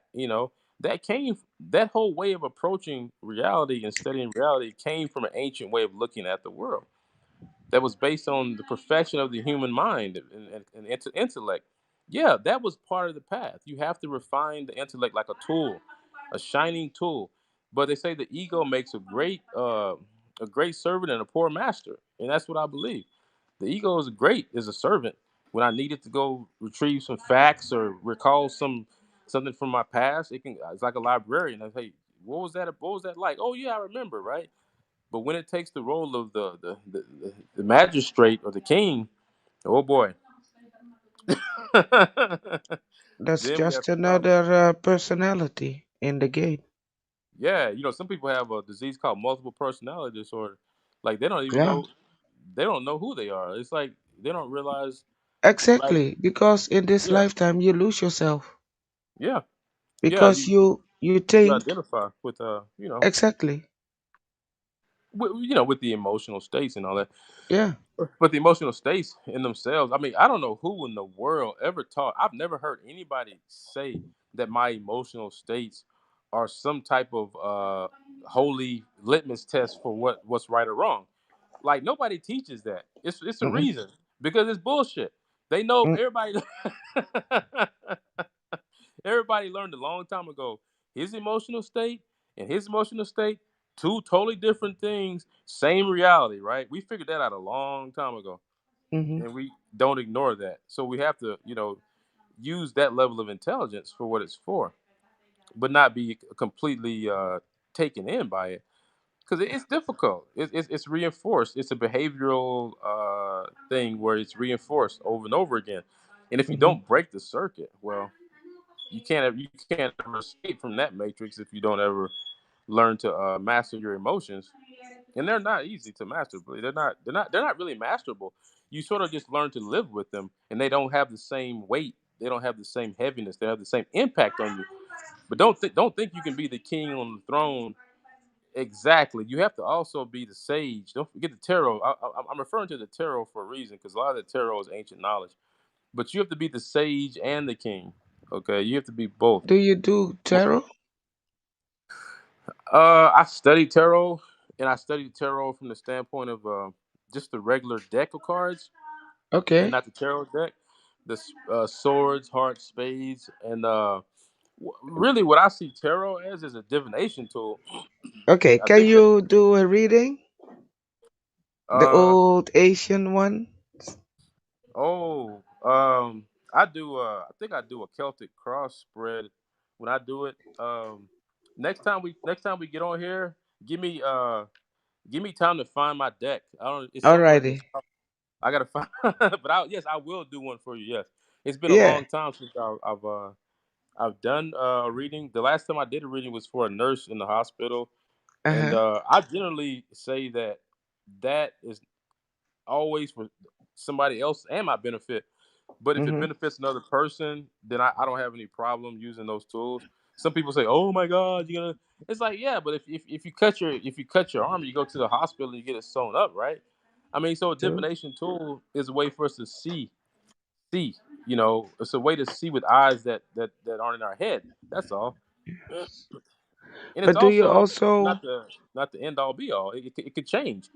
If you change, that reading's gonna change. People don't understand that. If I do Definitely. the same reading tomorrow, it's gonna be different because you're different, of Yes. course, right? It doesn't mean it's not true. Okay, it means that Well, put it like this: the Hopi Indian had a prediction about America, about this country, about mankind. It said you can take the high road or the low road. And the low road, we know where that one leads to.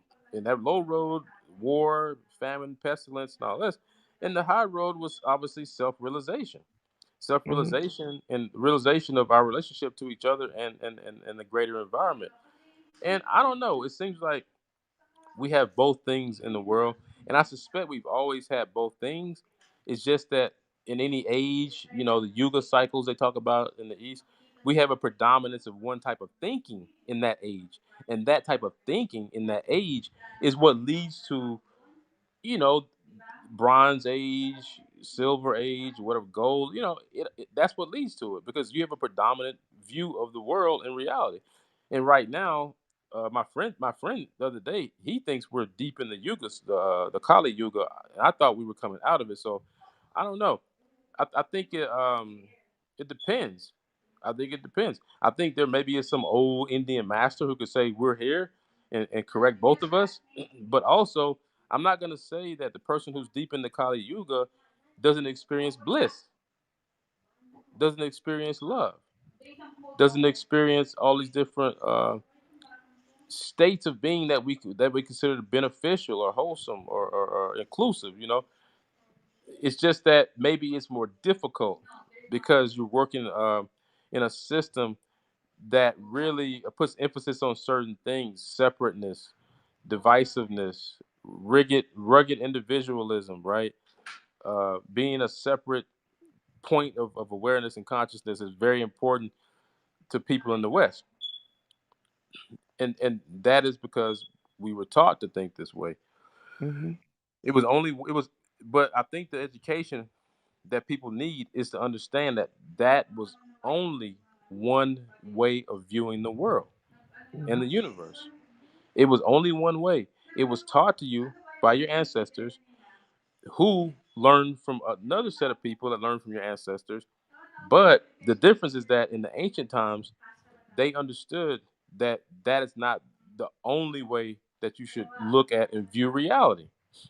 And because they had that wisdom, here we go, wisdom and compassion, Mhm. they were not bound the way we're bound, and so the suffering was different.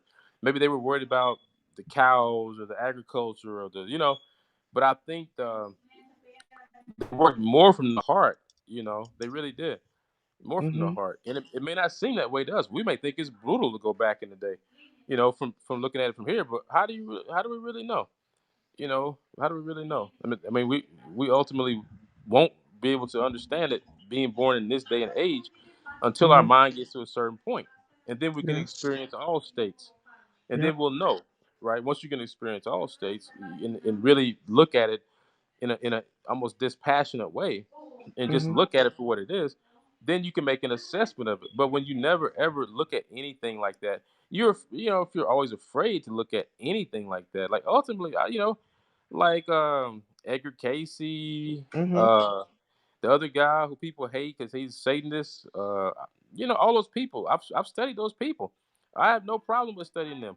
I study systems like voodoo. I think I understand what my ancestors were doing with voodoo. Mhm. We do it now. Every time you turn the TV, voodoo. Okay, make it real simple for you. every time, every Yeah. time, it's a Yeah. trance state induced by certain things in the environment, and in that Mhm. state of consciousness, you can take in different information. As True. simple as that. You can't take all the information in one state of consciousness. It's just not possible. It's That's why impossible. I threw my television out of my door. Oh man, my friend calls it an idiot box. My TV Yeah. is simply for video games. I Yeah. don't I don't Me look at TV. too. Yeah, Me I play too. video games. I love Yeah. video games. So like a kid, Uh, like a big. we have to say hi to real Amanda, Real Amanda, what's Ananda, up? beep, That's my boop, that's my bop. son. That's my son. He always comes to. Oh, He's trying oh, to be. that's nice. I don't know where are you at, boy. He's on Are YouTube. you still? What did you say? Yeah, He has his own YouTube channel. When I get on, he knows he can jump in mine. Oh, that's What did you nice. say? What did you say? Like what? What did you say? Okay, I don't speak that language, 8-year-old. So I How old is he? don't. It's something you saw on the internet. Some probably some cartoon. Oh, okay. How old is he? He's 8 years old. Ah, Yeah, his so name sweet. is Ananda. Ananda. Oh, Yeah, yeah, it's my bliss boy right there. mm. How many children do you have? My oldest son is oh, let's see, 28. He lives in Louisiana, and then Okay. my son is 8. My second son is 8, and then my daughter is 1 year old. Oh, Yes, I've been blessed to be able to, be fruitful and multiply, as we say. yeah. Yeah, I hear the message too. Oh yeah, oh yeah. You already know. I mean, I've learned more from being a parent, definitely, than I Yeah. probably did in school and many other things that I've done. In my Yes. And even being a child yourself Yeah, being a child first. myself, I remember that. I remember what that was like. It was some Whoa. good. It was some bad. It was some frustration. It was some I don't understand. It was me looking up at the heavens saying, "God, what in the hell are you doing?" Mm-hmm. And if people What the think fuck did children I don't do claim to that, do here? trust me. As a child, I looked up at the heavens and said, "What in the fuck is going on?" Yeah, I said the same thing. You Tell have me, to, because why did I came why? here? Why? What is going on, man? Yeah, what's the point Like of all of this? I'm going to church every Sunday. I'm learning all this Mm-hmm. good, wholesome, this and that. And then I'm around here. It's chaos, Mm-hmm. ignorance, and I'm And like, even in the please, church where I was chaos. oh, chaos. And I'm like, I need to make sense of this because my mind always worked in a logical, scientific way, Mm-hmm. even as a child. And so, luckily, but see, here's the thing: the emotions, uh, you know, they're like a bull, like an untamed bull, especially when you're a young kid. And if you don't have the teaching and the wisdom of the elders to help you learn to not succumb to that, it can be Mm-hmm. very difficult. And that's what we're seeing today with all the youth. We don't give them the tools to deal with the emotional states that they're going to come in Yep. encounter with. And until we give it to them, we give it to them through example. We Mm-hmm. give it to them through practice. We say, let's practice. In Tibetan Buddhism, we sit and meditate on the highest level of compassion that we can visualize. So if it's a mother, I may say, think about when you had your baby, what that felt like. And we Mm. tell people, just sit with that feeling. Now, at some point, extend it out to just one other person who's not your baby. That's how we do it. Yeah. There's a way we teach, and there's a way the ancestors taught us that we could get into the heart. And there's so many different levels to it, so many meditative, absorptive levels, the contemplative level, wisdom, knowledge, intellectual knowledge. It's a path that will lead you to the same place if you follow it wholeheartedly and selflessly. But that's the thing, everything is about Yes. motivation. What's behind? Is it True. The I want intention. to rule the world and be is that your motivation? If so, well, the outcome may be a little different for you Mm-hmm. than for a saint. Yeah. Difference in a king and a saint, right? But I don't really. I've heard people talk about what happens when certain masters become enlightened, and what I've read and understood is that the same thing that happened before, like everything that happened to them before happened now, and when their mind reached a certain level of understanding, let's say re-entry into their true self, re-entering the fullness of what they can be. Mm-hmm. It Mm-hmm. doesn't mean that they're suffering. The Buddha died from some sort of dysentery. I'm sure he had some physical pain. It wasn't Mm-hmm. this, Jesus on the cross cried out, please, Yeah, Father. that's the human part, the Exactly. They body were part. fully human, fully human. Yeah. They experienced all the pains that everybody else does. Mm-hmm. People think that there's some sainthood is like you get you rise to some level above humanity and then you don't experience it like that. That's false view. Mm-hmm. That's false view, and it needs to be, no. It's similar to what we said earlier, though. Let me like if I like when I talk to kids sometime in the hospital, and I'll tell them, like, look, I'm gonna sew you up, and you're gonna perceive this pain in a certain way. Mm-hmm. Okay, I can't change that. What I can tell you is this: the more you focus on the pain and The magnify it with your mind, yes, yes, yes, it yes, increases. Yeah. yes. And life is like that. The Mm-hmm. mental pain that we go through, the anguish, the suffering that we go through is very much a function of our own level of understanding and what level our mind has been able to comprehend as far as Mm-hmm. reality. Yeah. And so it doesn't mean that you won't ever suffer, but maybe, just maybe, it will be of a different type, and the outcome will definitely be different if you go through it in a more mature, um, version of yourself than it would be if you go through it as ignorant and selfish. Hate, anger, the poisons, anger, Oh. hatred, kleshas we call them, aversion and attraction, ignorance, anger. All the poisons. The poison the well. Mm-hmm. I say different. I say piss in the well is what I. You just pissing in the well, and every day it's like this Yeah. water tastes different. What's going on? Like what the hell?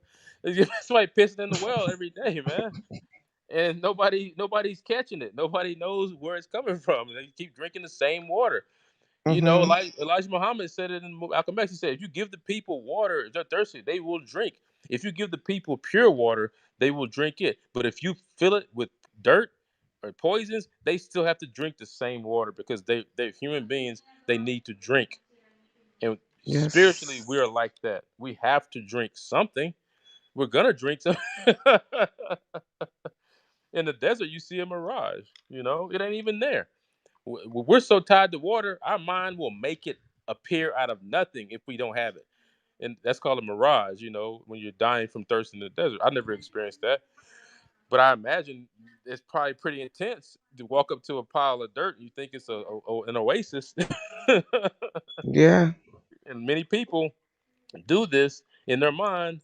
They crave this thing. It becomes a mirage. It's not real. They get to it. Oh, I got the car, the house, and everything, and it ain't shit. Ain't no happiness here. What's going on? Right? There's Mm-hmm. no water. There's no sustenance. I mean, you have to pay attention to that. When you get to the oasis that you think is going to give you the fulfillment that you need and fulfill your thirst, when it doesn't fulfill your thirst, you have to not succumb to ignorance again and say, just go back to sleep. No, pay attention to it. Mm-hmm. Mm-hmm. That's your true teacher, right? That's Yes. your true teacher. And when you ignore it, when you go to the dojo, you study. I studied more. I studied jujitsu, so I call myself a black samurai because I studied the same art form that the samurai studied. I studied jujitsu. And there is a story about a black samurai that I read recently in the 1500s. He was the first one. He went to Japan in the 1500s after he was a slave and became a samurai. But that being said, you have to understand that in that form of teaching, you submit yourself to pain. You submit yourself to make mistakes and learn from the mistakes by taking a small amount of pain and using that as a teacher so that you don't have to succumb to the greater pain that comes from defeat or being subjugated by an enemy. That's the principle that connects the martial arts to spiritual teachings, that you submit yourself and you say, since it's unavoidable, I'm going to try to learn, and I'm going to try to figure out what is the right response, which is really a way of saying you want to be skillful. A surgeon has a scalpel. There's a number of steps that he has to go through in order to take out your spleen or your gallbladder, right? He has to have a high level of skill. In the spiritual path, we have to become surgeons. We can't just walk around with bats and knives and stuff like that. We No, have to we become just have surgeons. to delete the old programs. Yeah, like a surgeon cutting out cancer, and when we can perceive it, I mean, But that is behavior wise, the awareness, yeah, once you're aware of it, I think that's a big thing. Many people aren't aware of it. I mean, Uh, that is that's the journey, yeah, to become aware of it. because you needed to experience a near death experience Yeah, yeah, that to was part of mine. be Yeah, able to put to reality, understand this. mhm, Yes, to understand. and I myself, at that time, I asked God, show me what it is Mm, to die as a human. mm. And I specifically told what I would like to experience in a dream. Oh wow. And I did. Mm. I Yeah, was hit by a truck. 100% believe. Wow. So you actually had a boom. You went through a experience in the dream. Yeah, and I saw myself laying in front of the truck. Wow. So I knew that I was still alive, Mm. but this time without a body. The Mm. consciousness was aware. Yeah. I mean, when you listen to different teachers, different traditions, you will I hear don't have to slightly look different after, things. I don't have to look at them because Well, you have your own experience this now. is my Yeah. experience. Yeah. See, you learn this along the way that you have to you have to get your feet wet, basically. Yeah. As we say, you have to enter the stream. Well, I And go when you deep, enter the stream, yeah, and what we call dive. Sometimes we say dive for pearls. I've heard and that. hardly I was drowned, but Mm, I caught myself on mm. a big rock Oh wow, and I this happened pulled in real life. myself up. Of In real life. course, Oh it's each moment we, yeah. as humans, we jump in a situation not Mm, knowing yeah. what will Yeah. come. Oh yeah, I know about that And then one. when it comes a different way as we Yeah, expect, vision. Yeah, then comes the panic, then comes the yeah, fear, and yep. then Suffering, fear, panic. That's exactly how it happens. We the response that we have to any situation is based on our view hmm of reality and how we should respond in a given situation, and the exactly. attachment that we have to that view and that response, you see, is one of the drivers of human suffering, because some people really believe an eye for an eye, a tooth for a tooth. Well, Yes. I say an eye for a tooth. No, okay, a tooth for an eye. Okay, so in other words, there are people who have demonstrated humanity by allowing sacrifice to take place and not Yes. use violence to retaliate. These hmm people, Jesus, I mean, Martin Luther King, I can go on and on. hmm Gandhi used peaceful methods, and many others that we will never know their name. How many hmm slaves lived on a plantation and chose to, for their families, have a peaceful life based on spiritual principles in the worst possible conditions that human beings can imagine, called slavery, except gospel music in the spiritual music that I've studied, jazz and gospel, all came from that human suffering. hmm Human beings expressing the inexpressible. There's a book about this too, about the Jews in the concentration camps. But the Yeah. book is about the same thing. It's about the highest levels of humanity being expressed in the worst possible places, Yeah. slavery, concentration camps, and people have But that seen it. is also Seen it. with that this is still continuing through the concepts of the beliefs, Mm, because even in the Bible, for those who read the Bible, mm. if you know your Bible, we are in the last book of the Bible. Yeah, most definitely. Yeah, Most and definitely. in Revelation Yeah. 13, Yeah, Revelation. in the time that you won't be able to buy or sell Yep. without the mark of the beast, Yep. Without a doubt. literally. And the mark of the beast is, in my view, I'm going to say it right now. It started with the mask, and now it's Mm. the vaccine. Oh yeah, I see what you're saying. I think the Because mark. without all of that, Yeah, you we wouldn't be are able to. not allowed to travel, to Mm. go to a shop to buy your food, Yeah, to I can go see to that. your work so that you Mm. have your money to huh? Pay for take food care, and. take care of your family. Mm. Mm. So my question is, how many generations after us Mm. Mm. will Will have be to go through the same shit all over and same over shit. and over and over, Because once it gets waiting for started, Jesus to come back?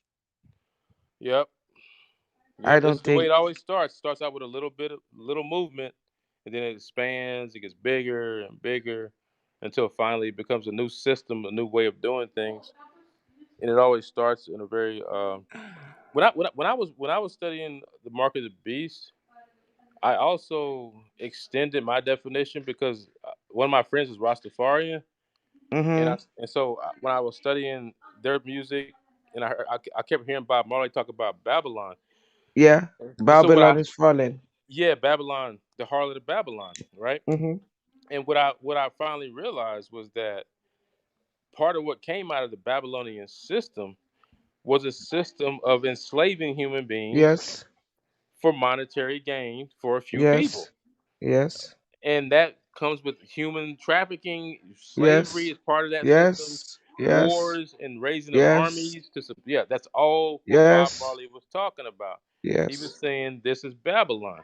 And so when we yes. say we live in the belly of the beast, Mm-hmm. you better understand that even though we don't talk about it, there's many of us, we literally believe we live in the belly of that beast.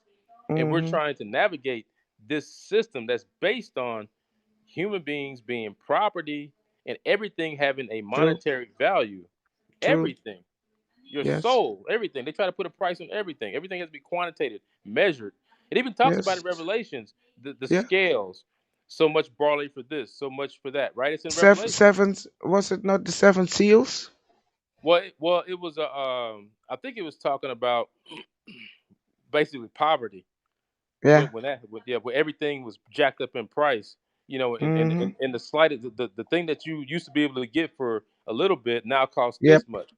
Yep. Yeah, And because it's the time that we are in right now, or not? yeah, oh, inflation is through the roof, and people don't even realize it because they spend so much for it that they're used to it.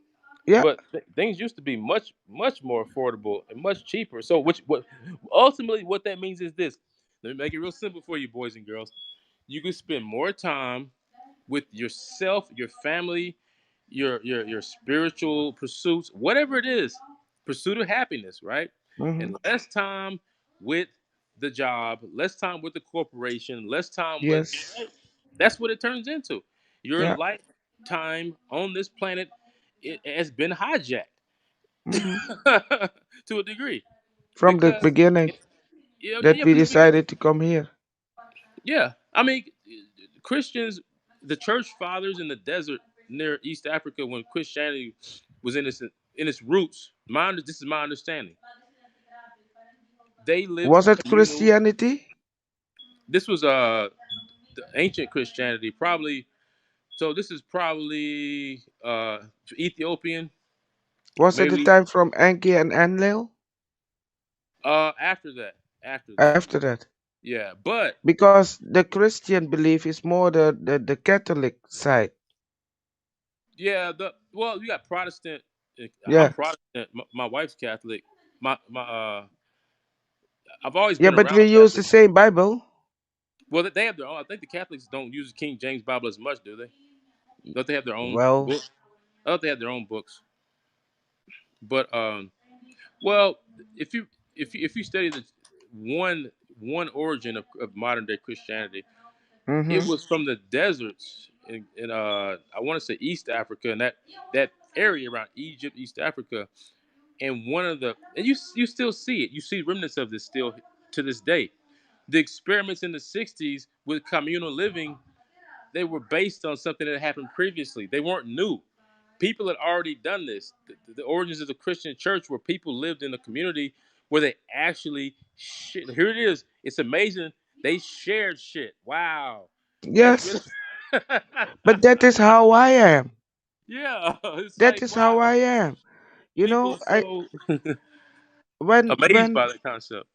people are also amazed when they come into my house, Mm, and when I cook my meal, I never cook for me alone or for my children alone. I mm, always cook more. mm.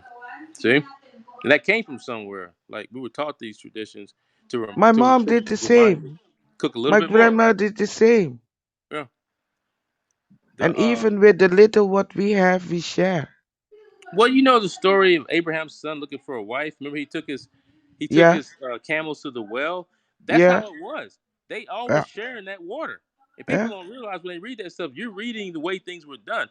And when yeah, she agreed to water his camels, that was tradition. She's like, I'm not yeah. gonna let this stranger's animals die of thirst when I got Hmm. well water right here. But what do we do in the modern day? We're gonna put a fence around the well. We're gonna say Yeah, this but farmer owns it, right? listen, James. Yeah, go ahead. It's the same it's the same story that ends in Revelation in the Bible. Okay, it's Mm? there are beautiful stories in the Bible, but it ends with what?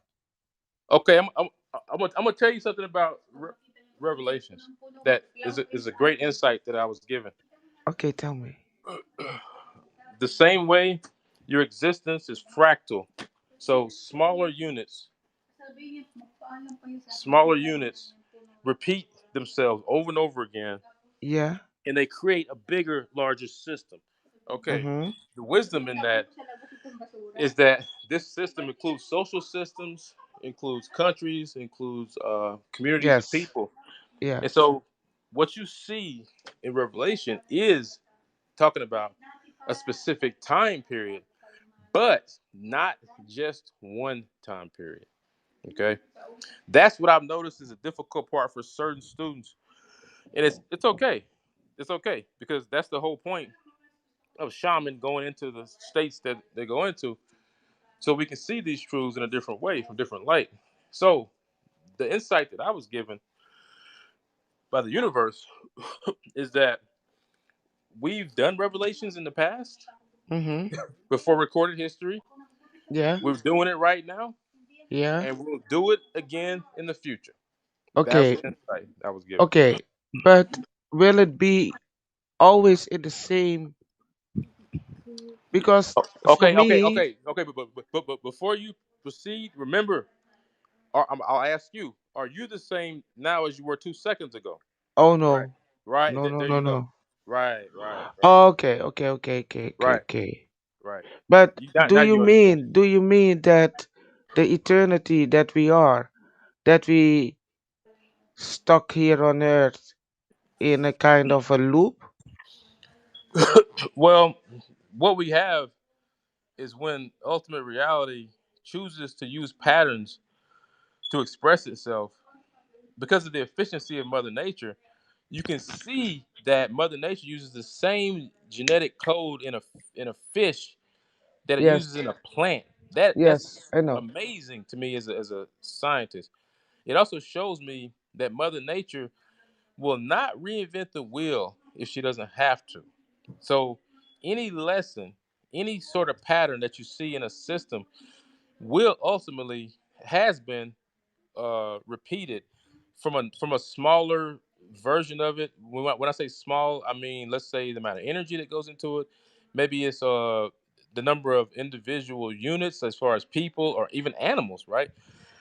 Because we study this in animal behavior too, and we see repeated sort of patterns. But what that ultimately means is this: if you go to let's see Genesis, Exodus, Leviticus, it's in the, I'm blanking out. Maybe is it the Old Testament? I can't remember if it's in Corinthians. But what it says in the Old Testament is this: it says you're a slave to a lower law because you don't understand the higher law. Okay, Yeah. the lower law is the law of death. The higher law is life. Yeah, The there is Lord's law. also a scripture in the Old Testament about my people, uh, Oh, for lack uh of wisdom, lack of. not knowledge exactly. Yeah. And so that see that Malachi 3, Malachi. whatever. The patterns that we see when we use science, um, this is the same process that the prophets were using, just from a different level of consciousness. When the prophets were seeing what would happen, they were also in a way diagnosing the same way a physician does.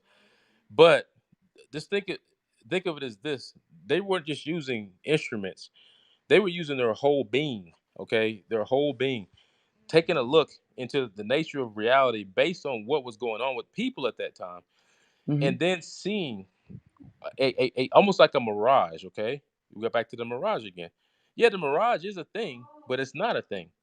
Mm-hmm. So in reality, there are definitely multiple outcomes that can happen from one event, but the patterns that are repeated as far as human behavior and human ignorance, human lack of or gaining knowledge, is very much, it seems to be a repetitive pattern. And the ancients noticed this in East India when they talk about the yuga cycles and the Kali Yuga and all those different cycles. What they're seeing is this. I look at it as I call it spinning up. Okay, this is my own term, spinning up. Mm-hmm. So the wheel of suffering looks like attachment, birth, death, and then the whole thing goes over and over again. And this everything succumbs to this wheel of becoming. We call samsara in the East. But the spiral path I was taught is a path where you get creative and you come off the wheel in a three-dimensional way and you ascend up almost like Jacob's ladder. Your consciousness does. And what Okay. happens on the spiral path is you become highly skillful. So the way you respond to someone today is not the same way you would respond, let's say, in a future time when you've gained knowledge and wisdom. But Well, that's I can the see it spiral in path. this lifetime already Mm-hmm. because I started as a Christian, Mm, reading the Bible daily, mm, fear God mm. literally, Yeah. because I was always anxious of God. Mm, mm. And 50 years later, That magic I number. no, not 50 years. I'm 56. I'm 52. It's something about that five number, man. It's like so much wisdom comes with that. I don't know what it is about it. Yeah, because I asked, I Oh said to yeah, God, yeah. You pursued it. I want to know why Yeah. I'm here Hmm. and what the purpose is of being a human Right. struggling, Yeah. Right. Suffering, dying. suffering, Hmm. Hmm. Why? uh, That's a fair lack, question. It's a heartfelt, fair and I'm question. your child? Yeah, I'm your child, What the but fuck? if you saw your Where did I lose track? So if you tell saw your me. kid suffering, it would break your heart. You would do Yeah, anything in the world to prevent your child from suffering. yeah, Anything. Give your yeah, life.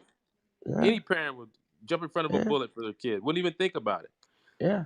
And then then you have to reconcile that with the knowledge of you telling me this Father in heaven is Mm-hmm, sitting down watching me go through this and ain't doing shit about it. Like, mm-hmm, whoa! If my earthly father didn't do anything about it, I would call him a deadbeat ass father, right? mm-hmm. But he That's what you would spoke to call me. But he him, spoke right? to me. Right. I You bet. know Look, what he said? what he say? You are going to know everything what you need to know in this lifetime. But you Mm. won't, if I would show you it right now, you won't be able to handle No, you it. wouldn't know. You wouldn't know.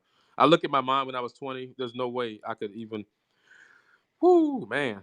Like, Mm-hmm. there's no way. There's no way my understanding at 20 would compare to everything that's been gained through life experience, through loss, gain, certain lessons I had to, like the lesson about doing to others.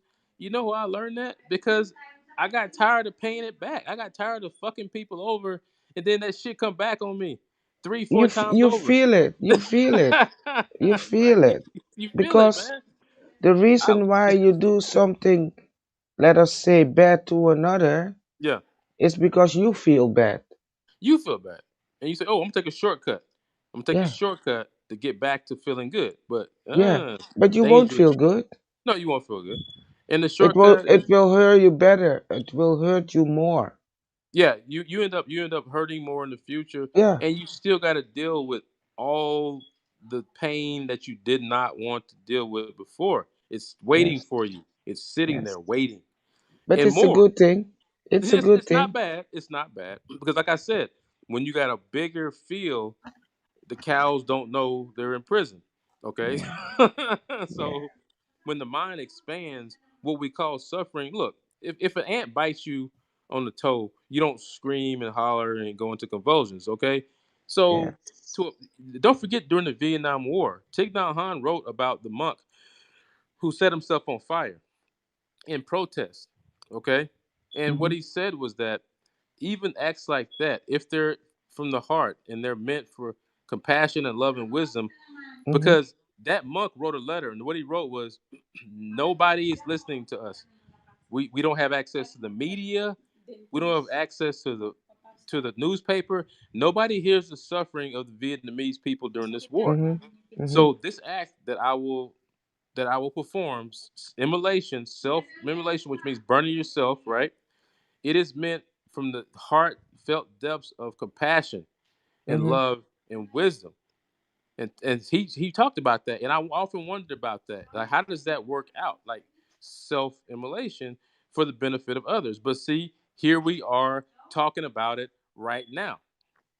Okay, so one sacrifice has had reverberations throughout history, well far beyond what happened in that moment.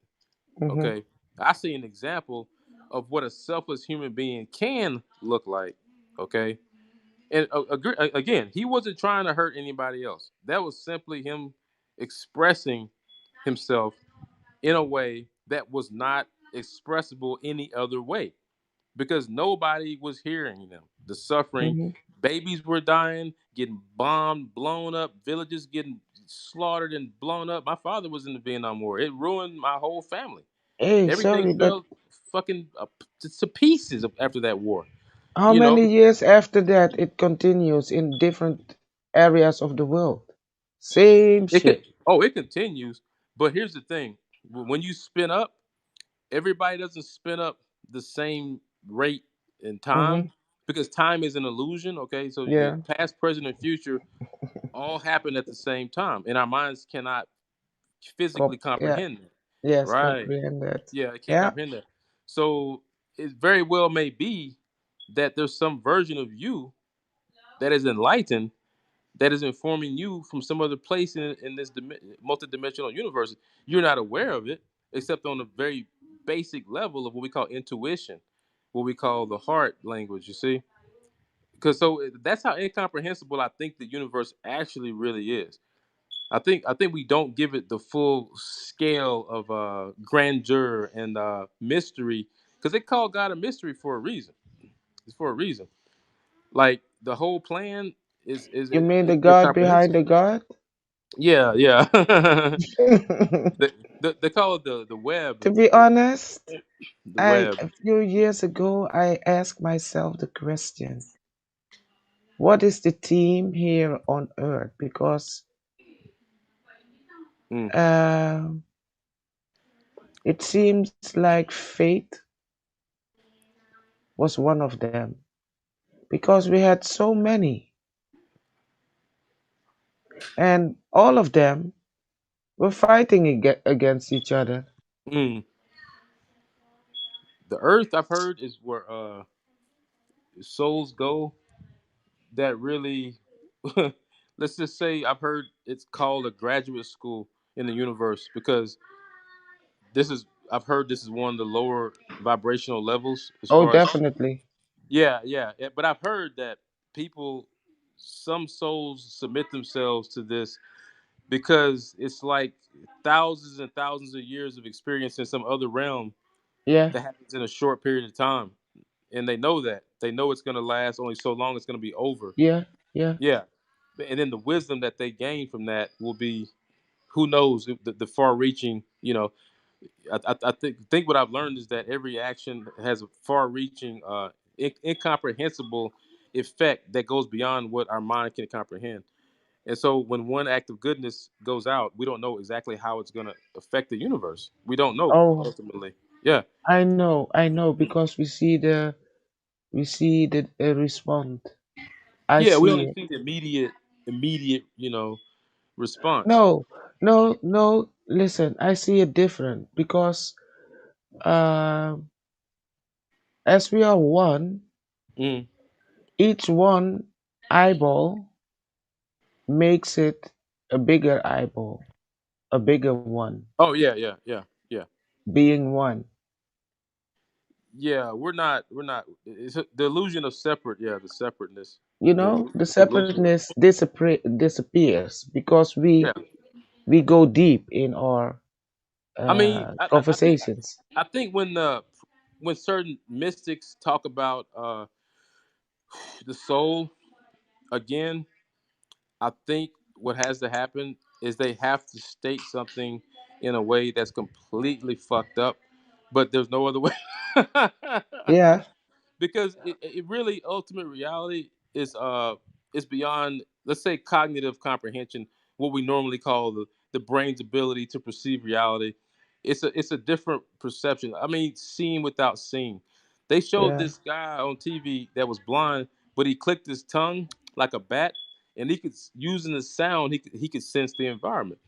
So I thought that was fascinating because what I thought was to myself was that it's the whole, our experience in the universe is like that. And so You know, when we learn to click our tongues, so to speak, spiritually, and we get a little bit of feedback, it's like, oh, and we're listening. Then we're listening, see, and we get it. Like, okay, I'm not gonna go that way because there's a car coming. If I walk out in front of there, oh no, there's a but diesel truck listen, coming. listen, listen, listen. Those are also interpretation of someone else. It's well, it's okay to interpret someone if you compare it to your own experience, if you have that experience. And my experience is that I'm more than capable of walking through my house at nighttime, even if I can't see, even if Yeah, it's familiar territory. I use my yeah. hands. I use my hands. Like the If first thing you a are blind person does, insecure, yeah, he does this until he's learn how if to you walk. are insecure at that moment, Well, I don't want to. I'm gonna run into a wall and bust my face. yeah. But if you are uh, uh, definitely sure that you will go downstairs without, Oh, but it's much easier then. Yes, it's much easier. I because don't have to everything do is as much. possible. Yeah, exactly. And to Because me, I've it's like seen that, that proven in my life, in especially the when you've done it in the before, good right? way When you've and in done the it bad before. way.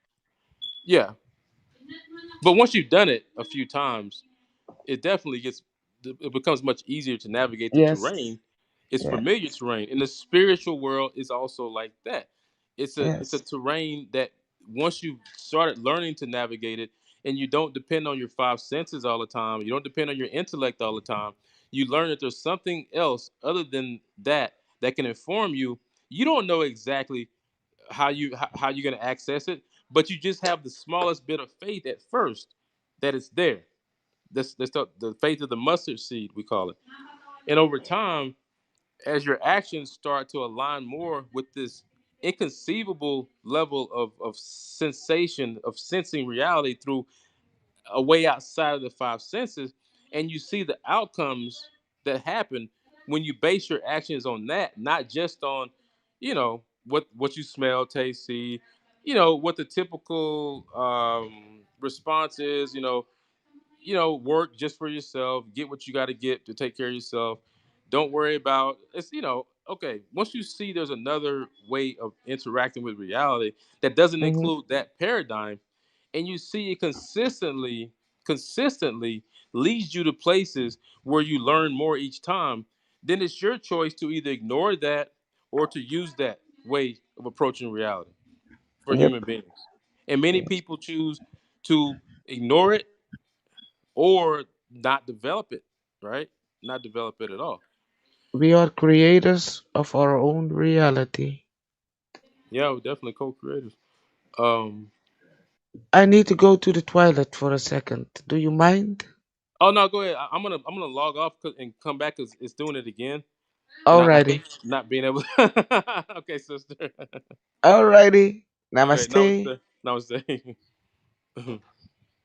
Oh, here it is again. Oh my God, it's locked up. I think my wife did something like this to it. But hey, you guys, thanks for like I don't know what each person